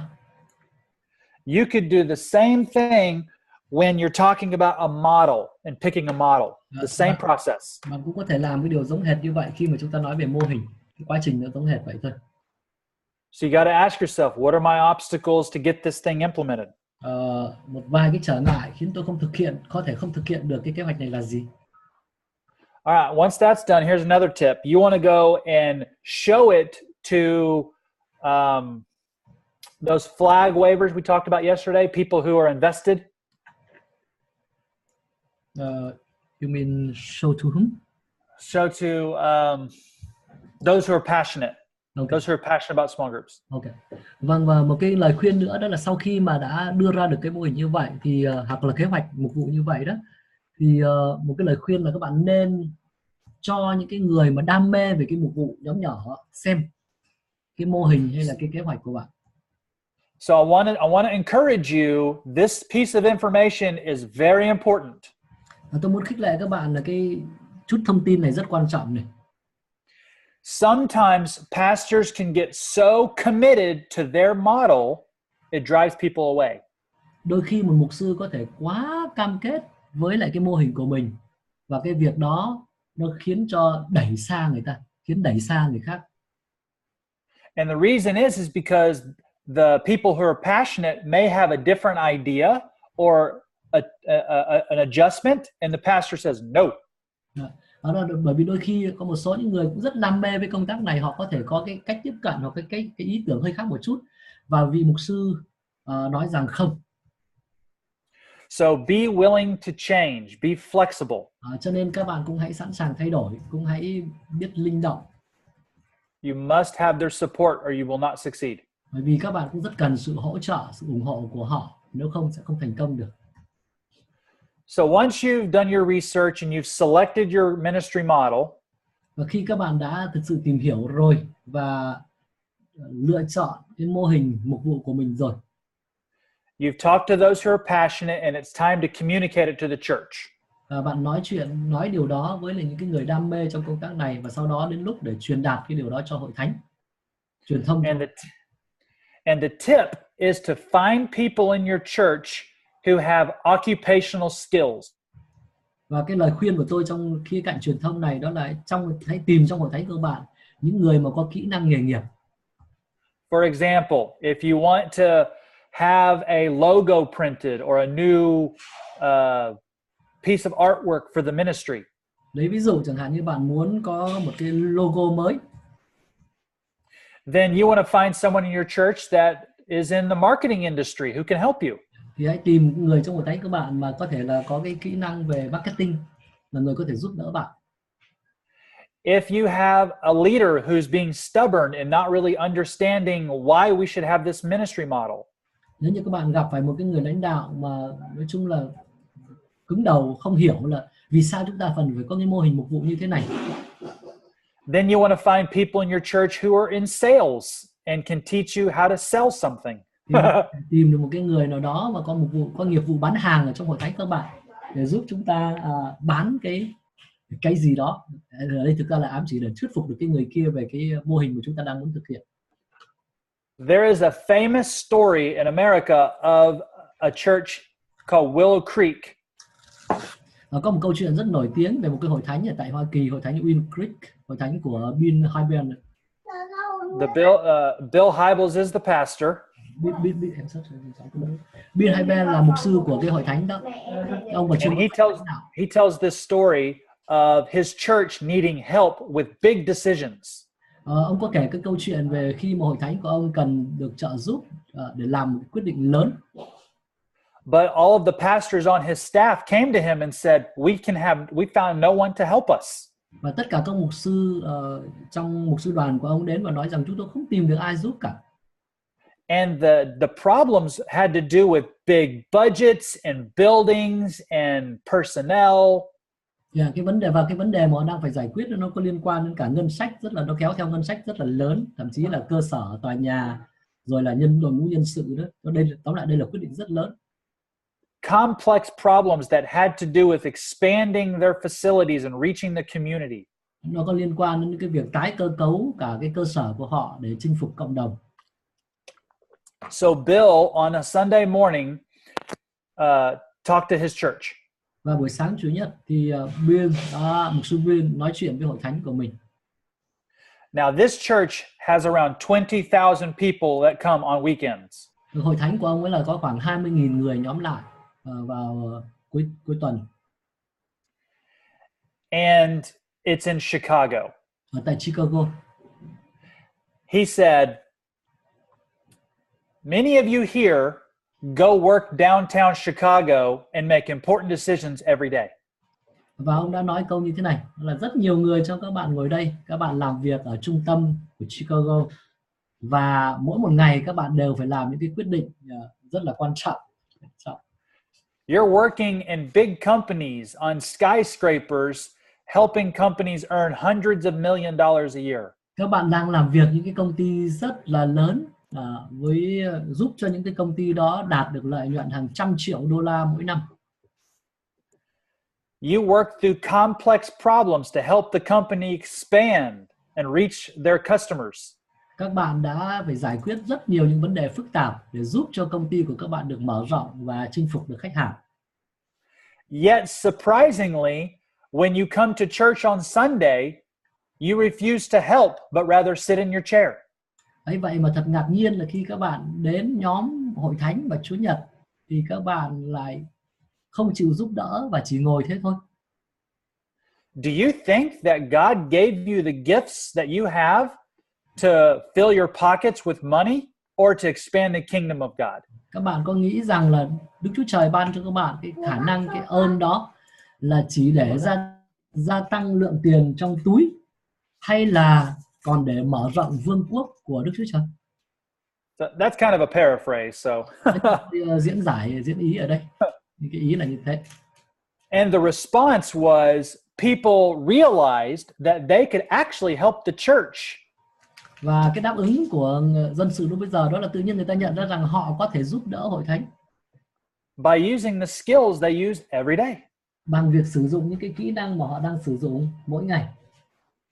So if you're uncomfortable writing job descriptions for small group leaders, cho nên nếu như bạn cảm thấy khó để viết ra được cái mô tả công việc cho người trưởng nhóm tế bào, then find someone in your church who's a manager and is used to writing job descriptions. Thì hãy tìm một người nào đó trong hội thánh các bạn là một nhà quản lý, là cái người mà rất quen thuộc với cái việc viết ra mô tả công việc cho nhân viên.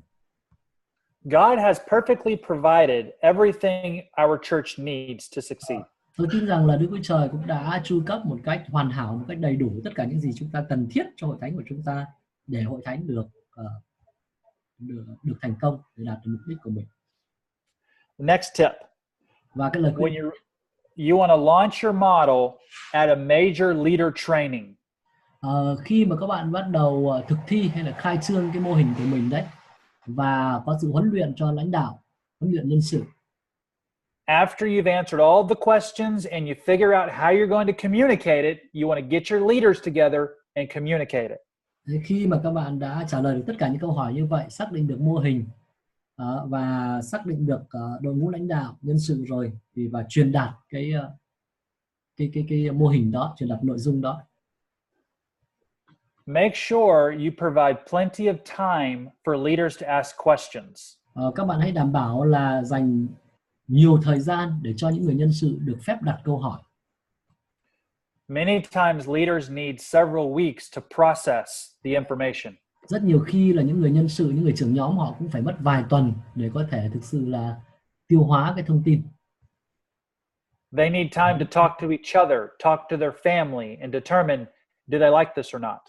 Họ còn phải trò chuyện với nhau, với bạn bè của họ, với gia đình của họ, nên là họ có thực sự thích cái điều đó hay không. Once you've given them time to ask questions, then you want to let them know, okay, we're moving forward. Bạn đã cho họ cái thời gian để đặt câu hỏi đó. Để đến lúc thì các bạn sẽ nói rằng rồi bây giờ chúng ta đã sẵn sàng để tiến về phía trước. Sometimes I get asked by small group pastors, is there ever a time where we should tell the whole church? Đôi khi có một số những người mục sư nhóm nhỏ có đặt tôi câu hỏi là có lúc nào để chúng ta nên nói cho cả hội thánh không?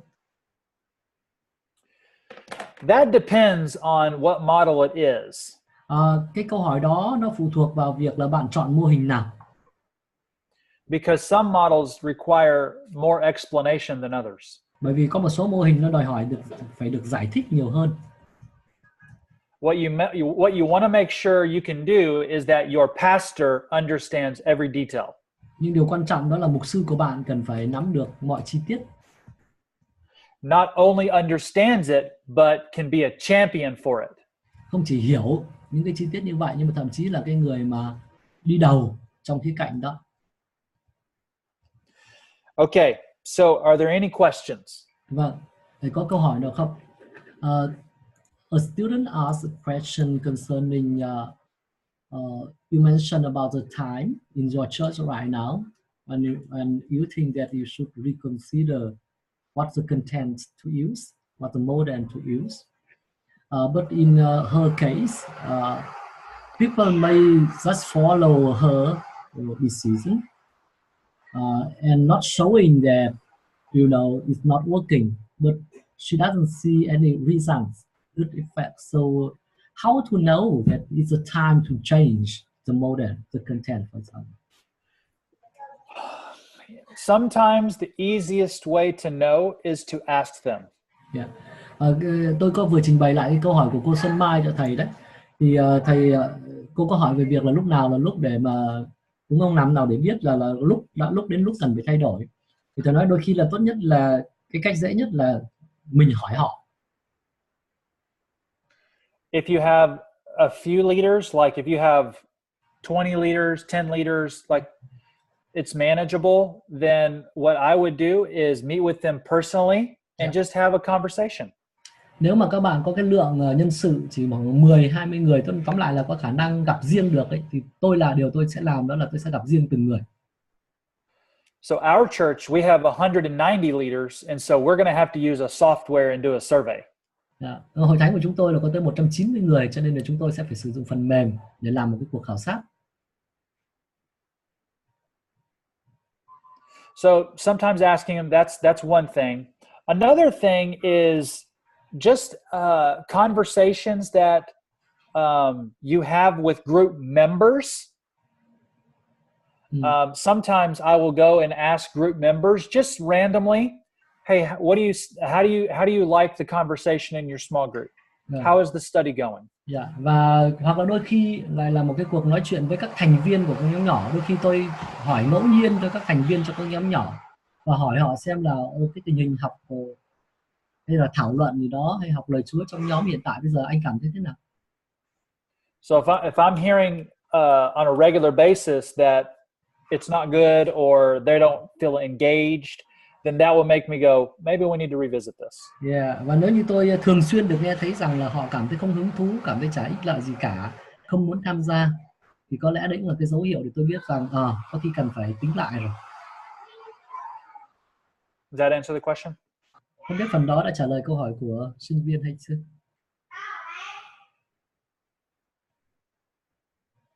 Cái trường hợp này thì cũng muốn xin hỏi thầy là có một cái vấn đề nó liên quan tới kỹ thuật.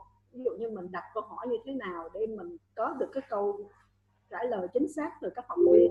Tại vì ví dụ như trong trường hợp mà mình đưa ra một tất cả học viên để ủng hộ mình, nói có cần thay đổi không, mọi người cái không cần, thấy tốt rồi cứ tiếp tục học theo cái mô hình đó, theo cái chương trình đó, nhưng mà mình thấy không có sự biến chuyển, không có sự thay đổi ở trong các học viên, hoặc là không có đạt được cái mục đích mà mình đặt ra từ lúc ban đầu. Thì nếu mà mình khảo sát thì mình muốn đặt câu hỏi với học viên như thế nào để nó mang cái tính mà có thể giúp cho mình có được câu trả lời chính xác từ học viên. But how to ask questions, or what questions to ask so that we can withdraw the honest answer from the people, from the leaders, because sometimes they just say that it's okay, we are doing well, but we don't see the progress. So what questions and how to ask?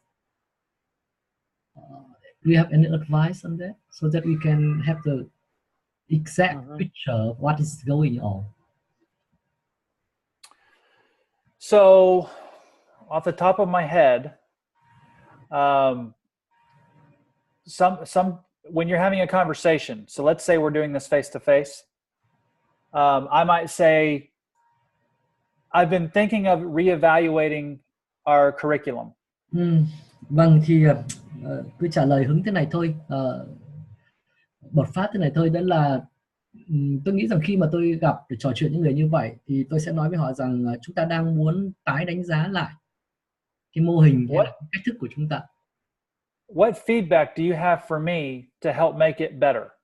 Thì anh có góp ý gì cho tôi không để chúng ta cải thiện, để chúng ta làm nó được tốt hơn?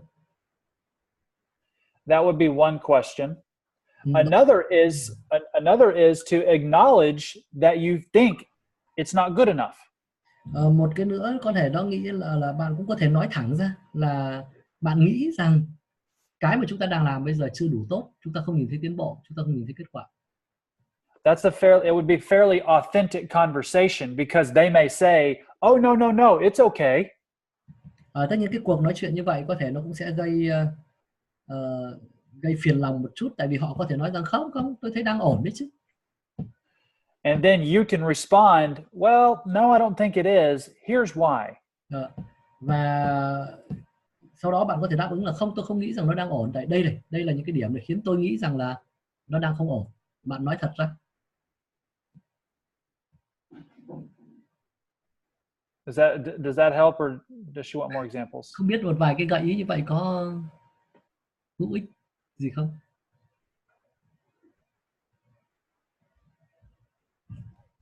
Cảm ơn thầy. Yeah, thank you. Okay. Em có câu hỏi là trong các cái mô hình mà lúc nãy nhóm nhỏ thầy vừa nêu thì là theo thầy thì mô hình nào là đang được sử dụng nhiều, và giả sử hội thánh của thầy thì đang sử dụng mô hình gì?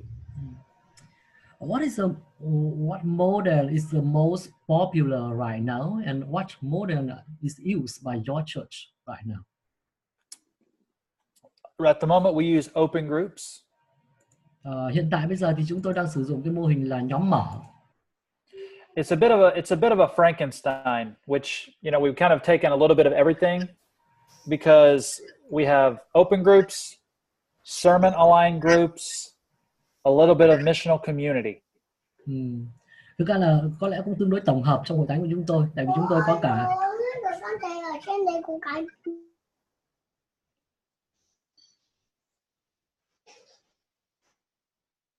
and that is